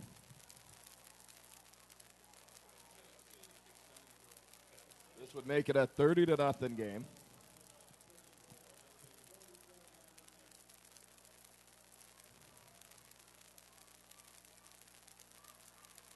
Kick is down, and it is blocked. And it is scooped up. Down. Okay, good. I didn't know if they changed the rule to professional rules this year, but I'm glad that they didn't. You can't come from the ground and get back on the run. Well, so the drive stalls after some costly penalties, moved the Rams back, and the Storm will take over 27-0. Well, it's a 4-possession game, on top. and there's a lot of time there for the Storm. Obviously, they haven't been very effective with no points yet tonight. But, this was an opportunity to basically put it out of reach for them. Well, so Durantale with that last catch on a previous drive, that extends his consecutive game streak with reception to 14. He had a reception all 13 games last season. Now the Rams coming back on defense. So this is Bernie. Bernie looking to throw over the middle, and the pass is incomplete as he left the ball low for Kyle Ponciano. Yeah, Ponciano was smart there. Levitt was coming across the middle, and if he would have got his paws on it, Levitt would have tattooed him. Well, 2nd and 10. 6:06 left to go, third quarter. 27-0 Central Catholic on top. Leading the Skyview Storm out of Vancouver, Washington, member of the Greater St. Helens League, and play action pass. Here's a tunnel screen and quickly sniffed out. That was Blake Gratton, who did a nice job retracing the screen. Yeah, very nice job getting over there and shutting it down quick. And I'm impressed with Gratton. He's been rapping all day long. He's getting there and rapping. And that's key. When making tackles, you got to rap. Gain of 2 on the play, 3rd down and 8. Storm shuffling some personnel in and out.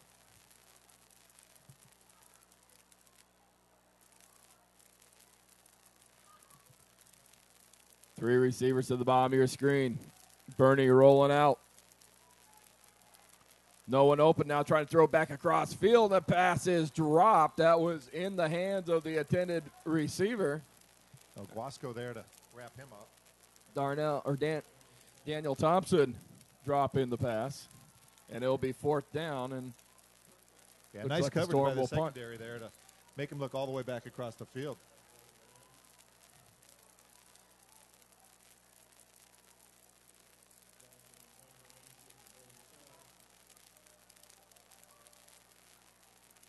Here comes the punt. And the ball hits at the 30, and Skyview is going to down it inside the 32.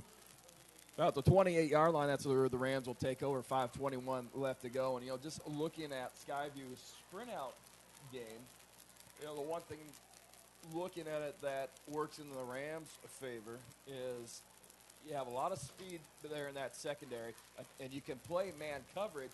And a lot of those routes are 10, 15 yards downfield. Very slow to develop, and absolutely. I would think a guy like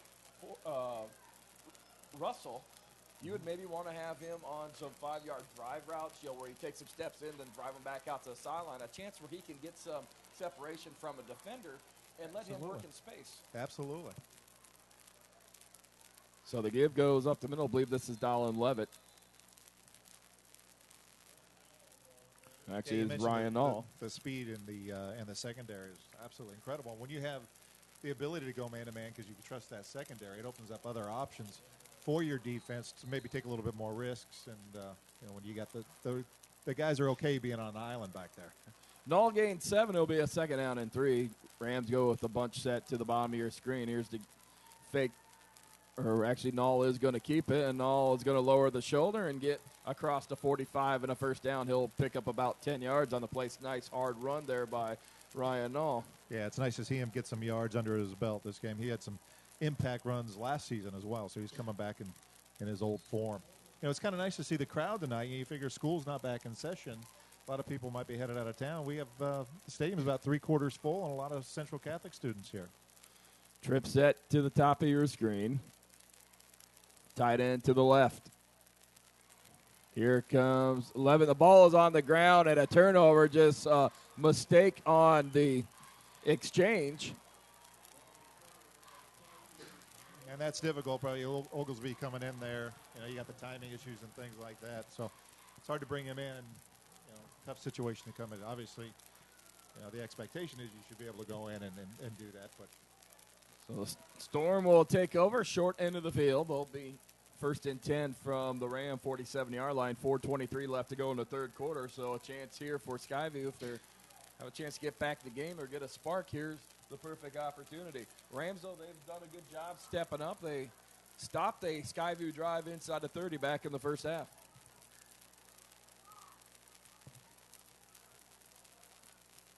Fake on the give, and Bernie's going to take it, and Bernie will crash across the 45 to, call it the 42-yard line, and a gain of 5. We never were able to get a read on number 21 for Skyview. He made some impacts in the first half. Mystery Man, he's not out there. He hasn't had any touches, but it strikes me odd that if you're going to be that impactful in the first half, you're not getting any touches in the second half. You had a rush for 12 yards and also 2 catches in that first half. 3 receivers to the top of the screen. This is Johnson. We also have not seen Jabari Marshall back in the game. Marshall started. Here comes motion. Fake on the jet sweep. Bernie going to step up, avoid pressure. Has some running room, and he is going to get the first down inside the 30. Boy, Nall covered him like a blanket.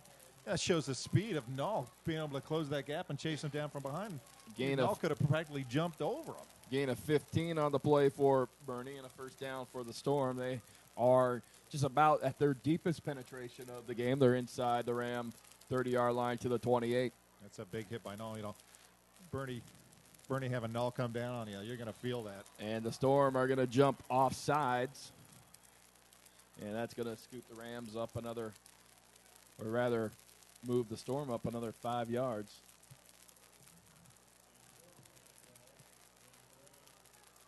Well, good job with the change of the cadence. Yeah, Yeah, exactly. Well, you got to mix it up because, the Ram defense have basically owned the Skyview offense. No points for Skyview on a team that had so much success last year going through the playoffs and losing in the championship. So, great job by this Ram defense. Couple of looks like City League softball games going on to our right and left. As Bernie looking to fire over the middle, pass incomplete. Fantastic coverage by Simmons there. Looked like Again, but you said another long developing route. Looked like there was a base hit to our left. Oh, you're calling the baseball game now? .303 left to go. 2nd and 5 coming up for Skyview. See our engineers taking a peek over there as well. 2-by-2 set. Bernie looking, trying to dump it over the middle to Russell. Finds Russell. Russell trying to get outside, and he will tiptoe out of bounds near a first down, and that's some of the plays I'm talking about. I'm surprised you haven't seen more of those little 5-yard dumps off, and maybe more on the outside on those sprint outs where he drives back towards the outside and put him one-on-one with the defender. Give the quick hit. There's a jailbreak by the Rams there. Jailbreak. So a nice screen pass. They executed that very well. So enough for the first down. So a gain of 5 and a first down. That is the 4th catch of the evening for Russell for 26 yards. Bernie in trouble. Down he goes.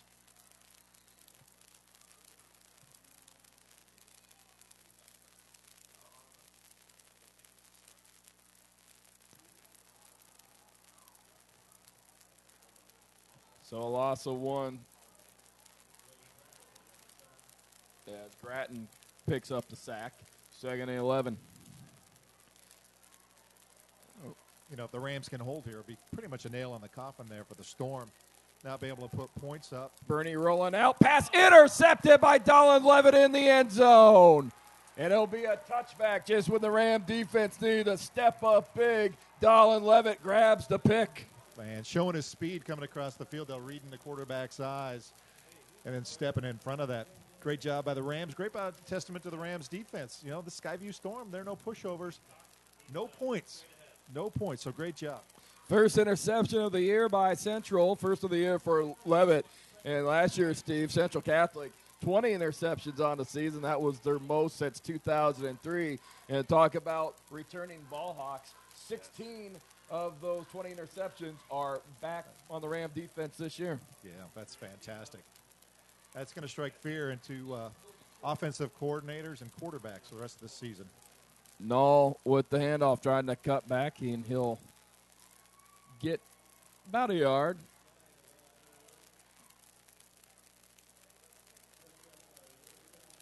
I'll bring up 2nd and 10 as we come to about 2 minutes left here in the third quarter. 27-0 Central Catholic on top. They struck here early in the third quarter on a 64-yard touchdown hookup by Aiden Wilder to Lawrence Wilson. Wilder back in at quarterback, corrals the snap, looking to throw, puts the ball away, and will get across the 20 near the 25-yard line and pick up a 5 on the scrabble for Wilder. Some good hard running there. You wonder at this point, Rick, do you start to make some changes, get some other players in with a 27-point lead? Too early? Well, I think with the Rams, you're running people in and out on the skill positions, and I haven't looked closely at the line of scrimmage, but I have a feeling that line coach Chris Butterfield certainly has a rotation to move guys in and out. But this is a 4-possession game, and you can strike quickly. I don't think you want to start putting in your JV players or your swing players here extensively yet. That makes sense. Wilder on the pole. He will be short of the first down, maybe a yard, and that will bring up a punting situation as Aiden leading the Rams on the ground here tonight. 60 yards on 9 carries for Aiden. That will wind us near 30 seconds left here in the third quarter as Sealy comes on to punt. Chance here to turn some field position a little bit with a good punt. Right. Good snap and punt is going to bounce at the 45, and it's going to take a nice central roll, and it will be down at the 34-yard line. 13 seconds left to go, third quarter. Central Catholic 27, Skyview nothing. Exactly, and Seeley's getting the rolls tonight for sure. That was his second punt tonight. The first one he was able to put down at the 4-yard line in the first half, and that's on a nice roll here. Obviously not pinned back as far, but it does kind of change the complexion of the field position. So Skyview's got a much longer field based on that roll. And here comes the defense back out again to protect their shutout. 15 seconds left in the third quarter. Well, the Rams were ranked number 5 in the first OSAA Oregon Live coaches poll.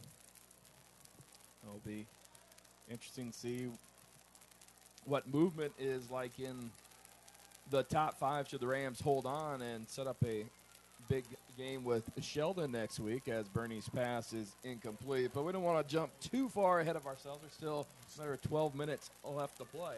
Yeah, great job by Volker there, getting that penetration up the middle. Making the quarterback make a decision early on, not giving him time to look down the field. Skyview next week, they will have their home opener. They will take on Columbia River at 8 o'clock. As Bernie trying to dump the screen off to Johnson, and Johnson finding the seam. He's across the 50, 40, 35, 30, 20, one man to beat, and he is going to be dragged down at the 5-yard line. Great job by Hanson to chase him down, showing his wheels. A gain of 51 on the play. A good effort there by Jacob Hanson to, well, at least preserve the shutout for now. As we come to the end of the third quarter, it is Central Catholic 27, Skyview nothing, as we go into the final 12 minutes of play, and just another well-played quarter by the Rams. Yeah, a lot of things coming together there. Wilder with some much better passing on target. And, it's nice to see Jacob chase that play down. Obviously, puts him deep in the field position, but they're not going to give up anything. And you always try to teach your kids to live to play another down. And, Dahlin, when the Skyview was driving on that last series, coming over and make the pick. And so you never know what's going to happen. So it's good to see him being determined and chase him down, bring him down to see what happens, and live to play another play. So that was good effort on his part. So as we start the fourth quarter, Rick, 27-0. The Rams sputtered a little bit on offense, not really able to put much together late in that third quarter. But again, they might be changing the dynamics a little bit, a little more ball control type of effort, work some of that clock down. Well, you saw, a change of quarterbacks. You brought Oglesby in there for a series, and had a bad exchange. But I think that is going to be Steve Pine's plan during the year. You're not going to exclusively see Wilder back there. He may see the majority of the snaps unless he is injured. But you're going to see Quentin Lake. You're going to see Holden Oglesby. And talk to Coach Pine. Each quarterback brings something different. Quentin is, that gunslinger, if you will. Yeah. And we saw him have that moxie, if you will. He just came out off the bench and, completed a pass as Bernie trying to throw for the end zone, passes high and incomplete. Yeah, good ball by Bernie. That was 6 points if the receiver was able to hold on to it. Took a long time for that play to develop, too. And not a whole lot of rush there. So Skyview might be buckling down, trying to punch something in here. Well, we see Marshall return to the lineup. Marshall did not carry the ball at all in the third quarter. He rushed 10 times for 31 yards in the first half. And granted, they were down 20-0. They're going to be thrown a little bit more, but as passes incomplete, that was in and out of the hands of Thompson. But I was just surprised not to see, Marshall in there a little bit more. Yeah, a little more readily, exactly. He's an impact player, no doubt. That was basically 2 touchdowns that didn't happen. Mistakes by the receivers. So 3rd and 8, Rams looking for 2 more stops, as you would think at this point in the game. Skyview is not going to attempt the field goal unless they just want to get points on the board. As Bernie looking to sprint out, and a good job by the Rams. They had a blitz called, and that was Hanson who came in and turned Bernie back inside, and he's forced to turn upfield, and he is stopped for a 2-yard gain. That brings up 4th and 6. Yeah, nice job by Hanson to to break in, close that edge down, but he kept his feet. He didn't go flying by, which really closed down. Turned him inside. And Skyview is going to go for it. That was actually a gain of 1 for Bernie. Storm on the 7-yard line. 2 receivers to the bottom of the screen. Bernie looking to throw up top, the pass, knocked away. And the Rams hold. Torres Walker, great defense. Way to come up underneath there and knock that away. Yeah, they protect. We talked about the chasing them down. Griggs chasing them down and bringing them down to the 7-yard line. Live to fight another day. And so Nathan Torres Walker, you might recall last year late in the season with the injury to Donald Levitt, stepped up and played very well at the free safety spot in the secondary, and the senior comes up big here, and the Rams hold, and they will take over at their own 7 with the 11:06 left in the game. Yeah, they got that speed. They're obviously well coached. 2-back set for the Rams. This is Quentin Lake in at quarterback. There's the give to Cam Scarlett. Scarlett on the run. Good to see him get some touches tonight. And Scarlett around the left side for a gain of 8. Boy, deceptively fast. He got through that hole. It looked like graceful as ever. Here comes Scarlett again, looking to get outside, and he's going to fight his way for a first down. So the sophomore doing a nice job keeping the legs running, runs out of a tackle, and picks up 4 yards for a first down. And he was pretty impactful for your freshman team last year, wasn't he? Well, it was never a bad call to give the ball to Cam Scarlett. Makes it easy on a coach, doesn't it? 1st and 10 at the 19-yard line. 10:58 left to go as the clock stops as the chains move. Appears they're having some sort of referee stop and play for some reason. Kind of huddling up there, making a decision on what they're going to do next, I assume. You know, really, the referees haven't played much role in the game. They seem to be calling it fair both ways. So, you know, sometimes in these early games, like you said, they get a little jittery too, and I think they've done a really good job tonight. Well, I always kind of figure, you know, you're doing a good job officiating when people like you and me up here in the booth are not talking about Not talking about them, exactly. Exactly. And now they'll come over and have a conference with Steve Pine.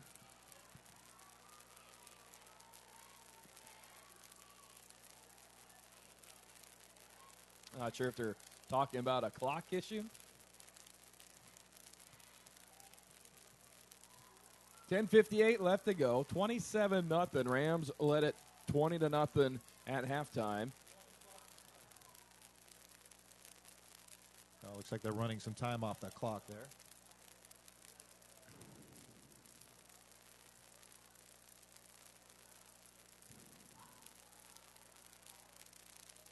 I didn't see if perhaps the clock was not moving on that last play. On the last play, yeah. So the clock winds, 10:35 and counting. 2-back set. Here comes to give. This is Blake Gratton, and Blake Gratton picks up 21 yards, and he is fired up. Look at him pop up and strut back to the huddle. But, you know, you talk about the platooning ability of the Rams, the depth at running back. He's got fresh legs. 21-yard pickup for Gratton.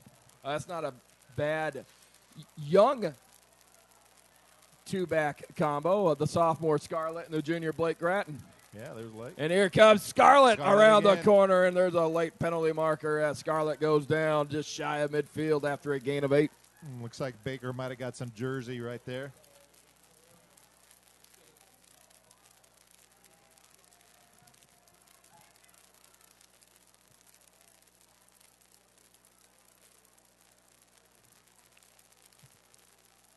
No, Lake doing a nice job there. Chuck Blickel losing his glasses momentarily, and he maintained camera control and always, well, Chuck, better that the glasses almost went out the window instead of the camera. So the holding call is going to move the Rams back to the 31, and it'll be 1st and 19. 10 minutes left to go. 2-back set.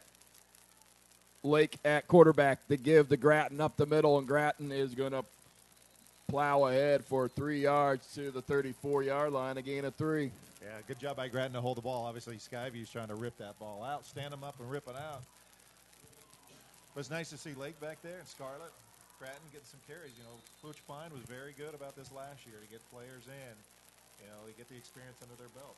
You know, it plays dividends as the year goes on and into the next year and into their careers at Central Catholic. Oglesby in at the slot. Lake looking over the middle, and the pass sailed on him a bit, intended for A.J. Baker. I'll bring up 3rd and 16. Null checking back in as the Rams shuffle some personnel around. Blake Grattan coming out.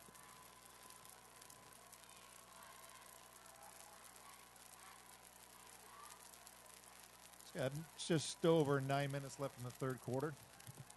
For whatever reason, they stopped the clock on that. 3 receivers to the left side. Scarlett in the middle. Oglesby, the number 3 receiver.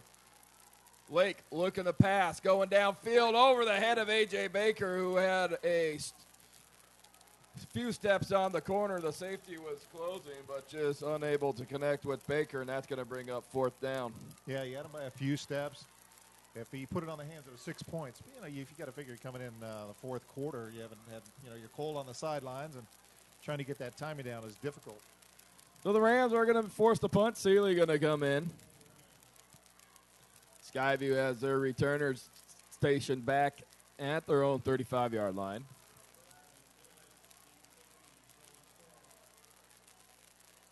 See what kind of roll we're going to get here tonight, Rick. He's adding a good 10 to 15 yards on the bounce. He has gotten 2 nice rolls that I can think of, especially the first kick of the game that pinned Skyview back at their own 4-yard line in the first quarter.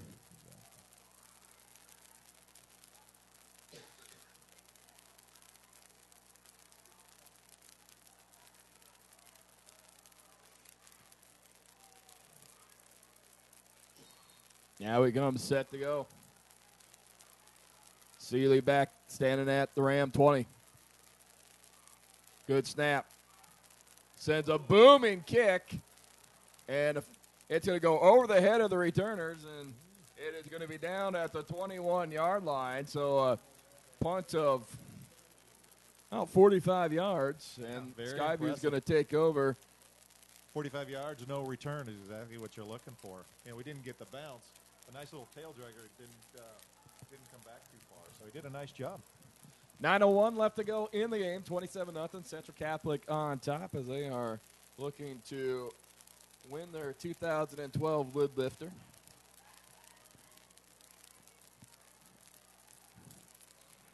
Rams 5-3 in season openers dating back to 2004. And looking to win their 4th straight against an out-of-state opponent. As Johnson with the ball, and he gets across the 25 to the 26, a gain of 5. Yeah, nice pursuit there by the Rams, keeping him in bounds, not giving him anything that's, let him peel off an 80-yarder. They're being very disciplined and measured in how they are attacking this Storm offense. Central's last game against an out-of-state opponent was 2008. As they traveled to Boise, Idaho to take on Bishop Kelly. That was a 42-22 win. As Bernie holds on to the ball, gets around the right side. He's across the 32, about the 36-yard line, and a first down after a pickup of 8. And that was a fun trip. That was my 2nd year on the staff here, and we all flew over to Boise, and we had a chance to go to the water park in Boise on Friday. We played the game Saturday afternoon and then went to a Boise State football game Saturday night. Oh, fantastic. On the Smurf turf, huh? On the Smurf turf, yes. As Bernie looking to go downfield, and the pass is over the head of the intended receiver. Boy, I tell you, Bernie showing his arm there. That was a cannon. Almost threw it out of the stadium. But it doesn't do you much good if you're going to throw it out of the stadium. You got to put it on the receiver's hands, otherwise nothing's going to happen. Be 2nd down and 10 from the 36. Aaron Washington back at safety. As here comes a little tunnel screen, and the Rams quickly sniffed that one out. That was Thompson on the reception. Boy, nice job by the Rams to pursue. I think about 8 players were in on that tackle by the Rams. Pick up a 3 for Thompson, his second catch of the night. Nice Scarlett coming in.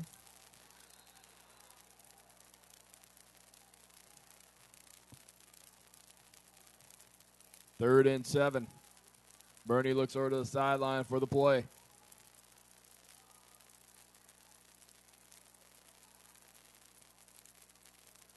Bernie quickly firing out to Russell, and he'll have a first down and more. Loses a tackler, hurdles one defender, and he will have a first down to the 40. A pickup of 20 on the play. Boy, nice grab by Russell there. It was a little bit out of reach. He was able to reach out and haul that in. Fifth catch of the night for Forrest Russell for 46 yards. As the Storm penetrate Ram territory. 7 minutes left in the fourth quarter. Rams trying to preserve the shutout. 7 minutes and counting.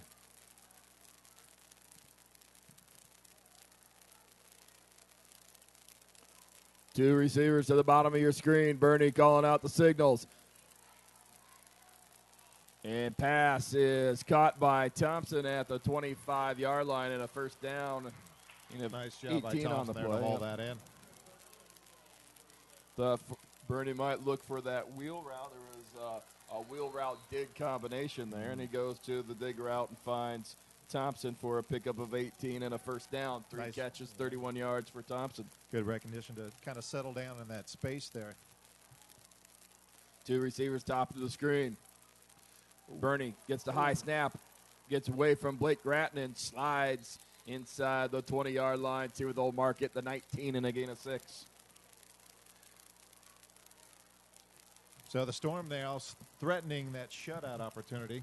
There's 6 minutes left, but the last two drives when we were threatening, the Rams were able to stop and at one point and then also get an interception.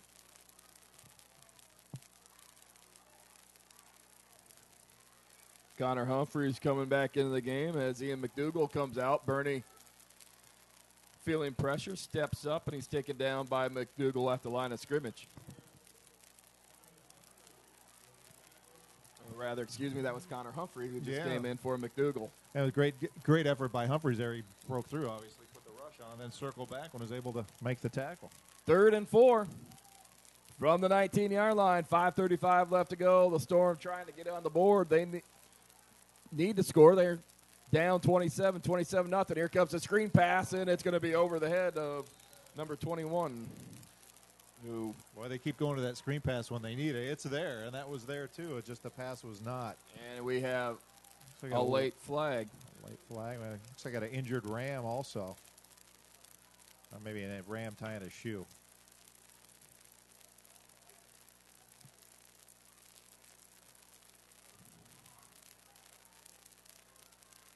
Well, Bernie's having it.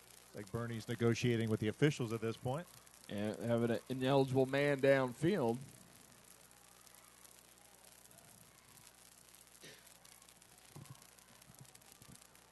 Let's see if the Rams take the penalty. Well, that's the thing with that screen pass. You have those receivers going down the field, but Bernie floated the pass across the line of scrimmage. Yeah, gave the lineman time to get down. Becomes a penalty. Getting a little anxious there, getting ahead of the block. And the Rams are going to decline, and it's going to bring up 4th down. 4th and 4 for the 19. Let's see if the Rams can come up big once again on defense. 2-by-2 set. Bernie with the high knee kick trying to call the cadence. Now looks to the sideline for the signal. Rams trying to preserve the shutout. 5:24 remaining. Bernie looking to pass. Got the receiver in the middle. The ball is caught or incomplete. For a moment, I thought Thompson was going to hold on to it, but the pass is knocked loose, incomplete, and Central Catholic will take over with 5:17 left to go. Wow, what a testament to that Ram defense. 3 drives in the red zone, stopped. That is fantastic against a very good Skyview team. They got to be proud going to the locker room tonight of the effort that they put in, because they basically shut down a very good Skyview team that was threatening on 3 occasions in the second half. Bernie now 14 of 30 on the evening, as he's found going tough against that Rams secondary. As Cam Scarlett comes back into the game along with Holden Oglesby, Zach Davis going over to the slot on the left side. Tight end set. And a loose snap, and Oglesby is going to kick it out of the back of the end zone. That'll be a safety. And they're going to call an illegal kick as well, I believe, or illegal touching of the ball.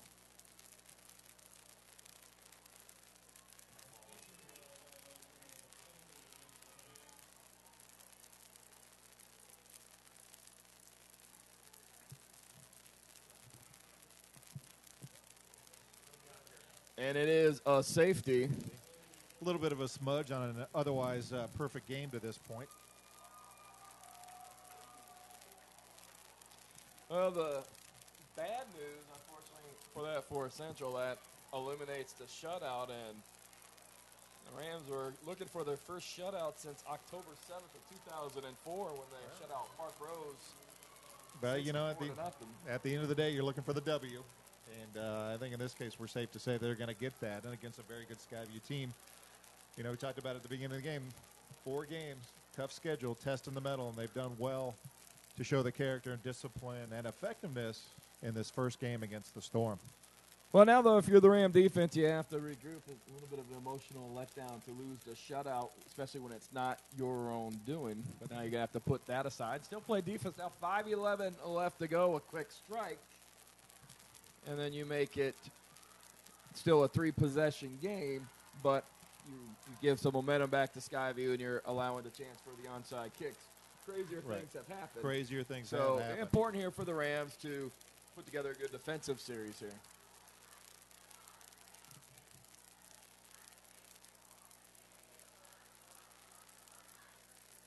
You know, typically on these safeties, they elect to go with the punt.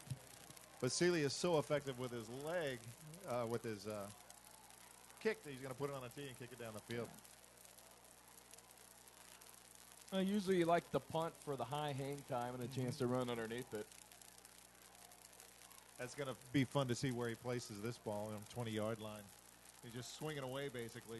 Well, the returners for Skyview are sitting at the 25 and the 20, so that'd be about the middle of the end zone if you were kicking off from the 40-yard line. What a, you know, when you got to respect a kicker like that, that's fantastic.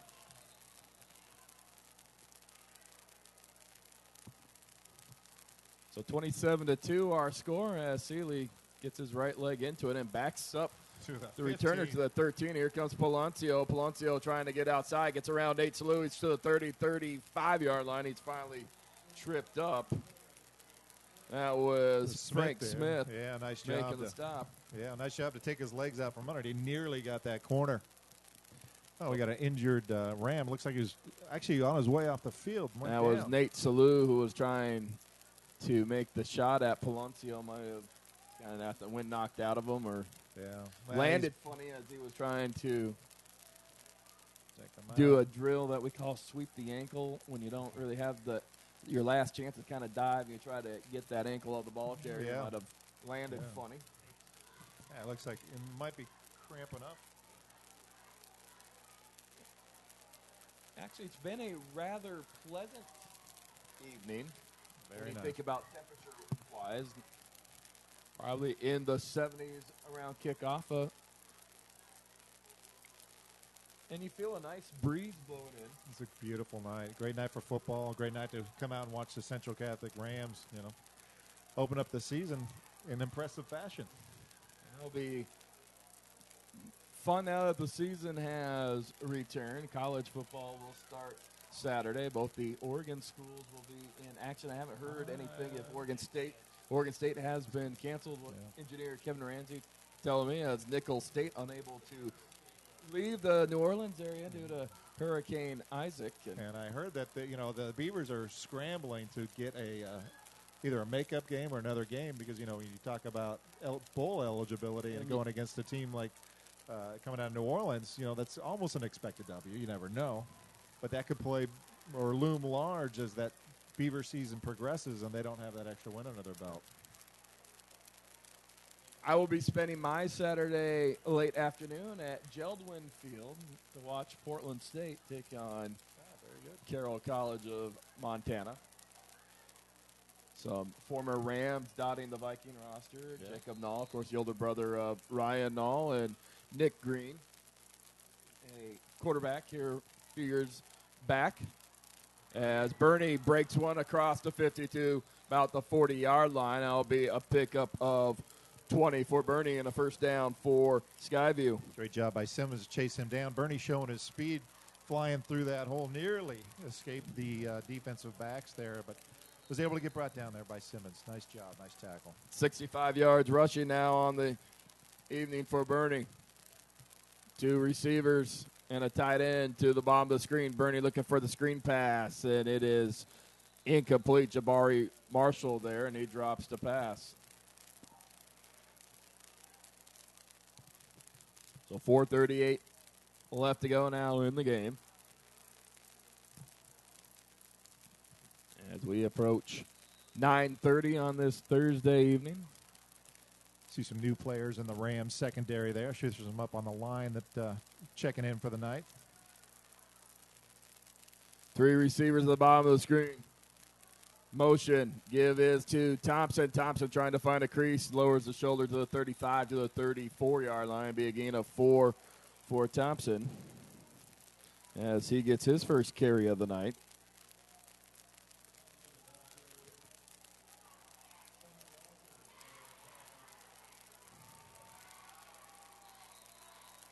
(27-2), Central Catholic on top. Rams last year held 2 opponents to single digits. As Russell on the jet sweep gets across the 30, lowers the shoulder to about the 25-yard line. They'll call it the 26, and a gain of 8. Gets that first down to stop the clock. You know, obviously the Storm want to put 7 on the they want to earn their own points as opposed to us giving them to them. Trying to punch in within the last 4 minutes here against the Rams. We saw, speaking of the Ram, defense, we were calling the game at Centennial last year where the Rams won 40-6, and really that seemed to be the game that really got the Rams rolling as Bernie gets outside and gets to the 20, a big block laid on the play. Boy, Sean Rogers took a shot on that, but great to see his toughness popping right back up. You know, they didn't get his head around. He got hit before he seen it coming. So he's popped back up. He's ready to go. They bring it. 3:49 now left to go. 2nd and 6. 3 receivers to the bottom of the screen for Skyview. Bernie calling the signals and quick throw out to number 21. He gets across the 20, and he will gain 4 yards to the 22, and that's going to bring up a 3rd and 2. Yeah, there's Mystery Man again. We obviously don't have his name today, but that's really the first time we've called his name in the second half, and he was very impactful. Very good effort in the first half. They had 1 screen attempt to him here in the second half that the Rams were able to sniff out. So 3rd down and 2 here from the 17-yard line. Skyview trying to punch it in to the end zone. Their only points came via a safety by the Rams on their last offensive possession. And the clock's running with just over 3 minutes left. Here comes the motion, and the give is to Russell. Russell trying to get outside. He's at 10, trying to turn the corner, knocked out of bounds at the 5-yard line. Yeah, another great tackle Cody there. Simmons there on the stop. Gain Cody of Simmons. 14 for Russell. 2 key tackles by Simmons on this drive. One, quarterback got downfield, caught him from behind, and then this one saved the touchdown. 1st and goal for the Storm. Under 3 minutes now left to go. Well, get the hands team ready. As you would assume if Skyview scored, you'll probably see an onside kick. As Thompson comes in motion, and the give is to Jabari Marshall, and Marshall sees a seam and gets a burst of steam, and we'll get it into the end zone for a touchdown. They scored. Obviously, don't want them to score, but it's good to get these younger players and less experienced players into the game to get the experience under their belt, so they can be more of a contribution later in the season. So, yeah, they got 7, but it was the value of getting these kids some playing time might reap rewards later. 2:53 left to go as the Storm looked to tack on the extra point. And the kick is up and good, and it makes it a 27-9 game. So we'll look here for the onside kick. Yeah, it's probably good practice for both teams at this point to get prepared for that. So coming up next, it'll be next Friday night, Rams in Sheldon. And again, we hope to be bringing you that game from Oregon City High School. Check the Central Catholic website to see if that game will be broadcast. And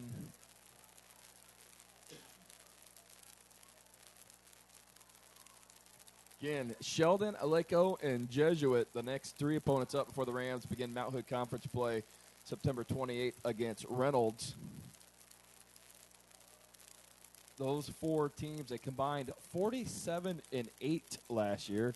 Sheldon, the state runner-up in the 6A ranked. Lake Oswego, the state champion. Jesuit, a state semifinalist. And, of course, Skyview tonight, Washington's large school runner-up last year. Runner-up, exactly. So, as you're looking at the schedule, you just got to put a check next to this one and get ready for the next one. Aiden Wilder will be the deep man as the Rams are going to play 10 players within 20 yards of the football.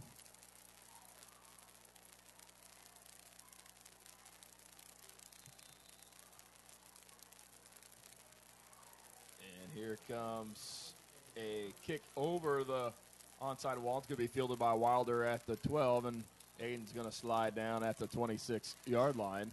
Yeah, good, and a smart play there. Yeah, I was going to say, your starting quarterback there, and a bunch of Skyview players with a little bit of determination. A head of steam running out. And probably a good decision there by Wilder just to slide down. I was thinking of yelling slide from up here. Save yourself. Kind of one of those natural reactions there from. Yeah. Well, great job by Coach Pine and his coaching staff to get this team ready for Skyview. Obviously, you don't have a lot of scouting reports to go on, and you don't know what you're going to face necessarily. So did a great job in preparation and yielded dividends tonight. So great job. And here comes a give up the middle. That was a high tackle. That was Schaefer on Nathan Schaefer. That was close to being a face mask, but it'll be a gain of 4 for Schaefer. Welcome to high school football, Nathan. Yeah. He was a very productive runner for us last year on the freshman level. Probably the most patient runner that we had out of the mix, and that includes Cam Scarlett and then Michael Waters, another very talented sophomore. So it was a very deep running back core that we had last year. Very impressive, very impressive. And I don't know, did Schaefer get any touches last year on varsity? Or was it just no, that was his first career varsity touch. That's great. Nearly lost his head.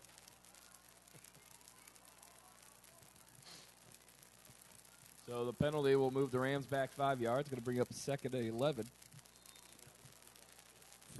Just over 2 minutes left. We try to grind this game out here. Here comes motion. High snap.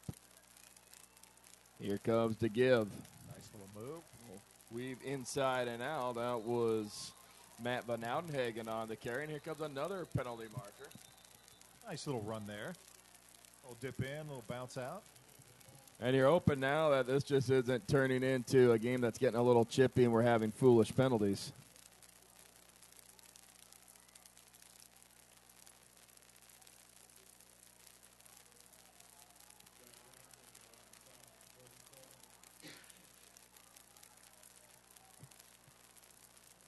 So looking forward to next week, Rick. Obviously the Rams face Sheldon in the playoffs last year. How are they going to prepare for the Irish coming up? I've read Sheldon's team preview that was on Oregon Live a few weeks ago, and again they talked about Sheldon being very talented, and they've also added a couple transfers, transfer from Jesuit and a transfer from Marist, who's a 5A state power. So I expect you're going to see another very talented Sheldon team, and that was a very well played game last year. You know, the Rams unfortunately had a few too many mistakes, especially remember the snaps over the head of the quarterback near the goal line, and that really was kind of the difference of the game. The Rams left too many points on the field, per se. Yeah, that's a great analysis. We definitely had it. The score does not indicate how close we were.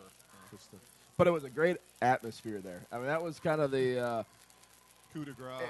I'll say that one of the things that I miss downtown Portland, not having the Portland Beavers in there during the summertime playing down at what's Gel to Win now, but with the reconfiguration for the Timbers and the atmosphere that they had down there for the two 6A semifinal games, a great atmosphere. And absolutely. It was a lot of fun. It was fun.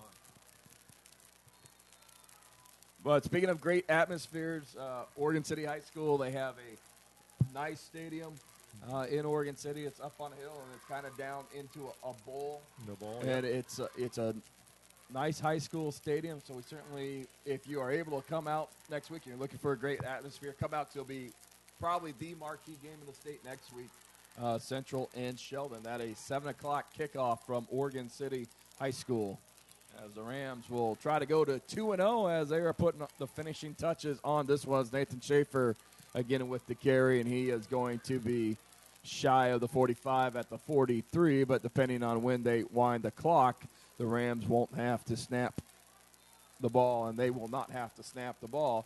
And so Central Catholic is going to move to 1-0 on the season, as they will knock off the Skyview Storm 27-9, and a well-played game for the Rams. They led 10-0 at the end of the first quarter, 20-0 at halftime, and then they come out and maybe the backbreaker, a 64-yard touchdown strike by Aiden Wilder to Lawrence Wilson. Absolutely. They maintained the keys of the game. Special teams were key. Avoid the mistakes. And they did that. Both sides of the ball and special teams, they won. And, they got the victory against a very good team, as you said. So great start for the Rams. Yeah. So, once again, final score, Central Catholic 27, Skyview 9. For Steve Acton, I'm Rick Stupak. We hope you enjoyed tonight's broadcast from Hillsboro Stadium. Be sure to check the Central Catholic website next week to see if next week's game will be broadcast, and have a great night wherever you may be.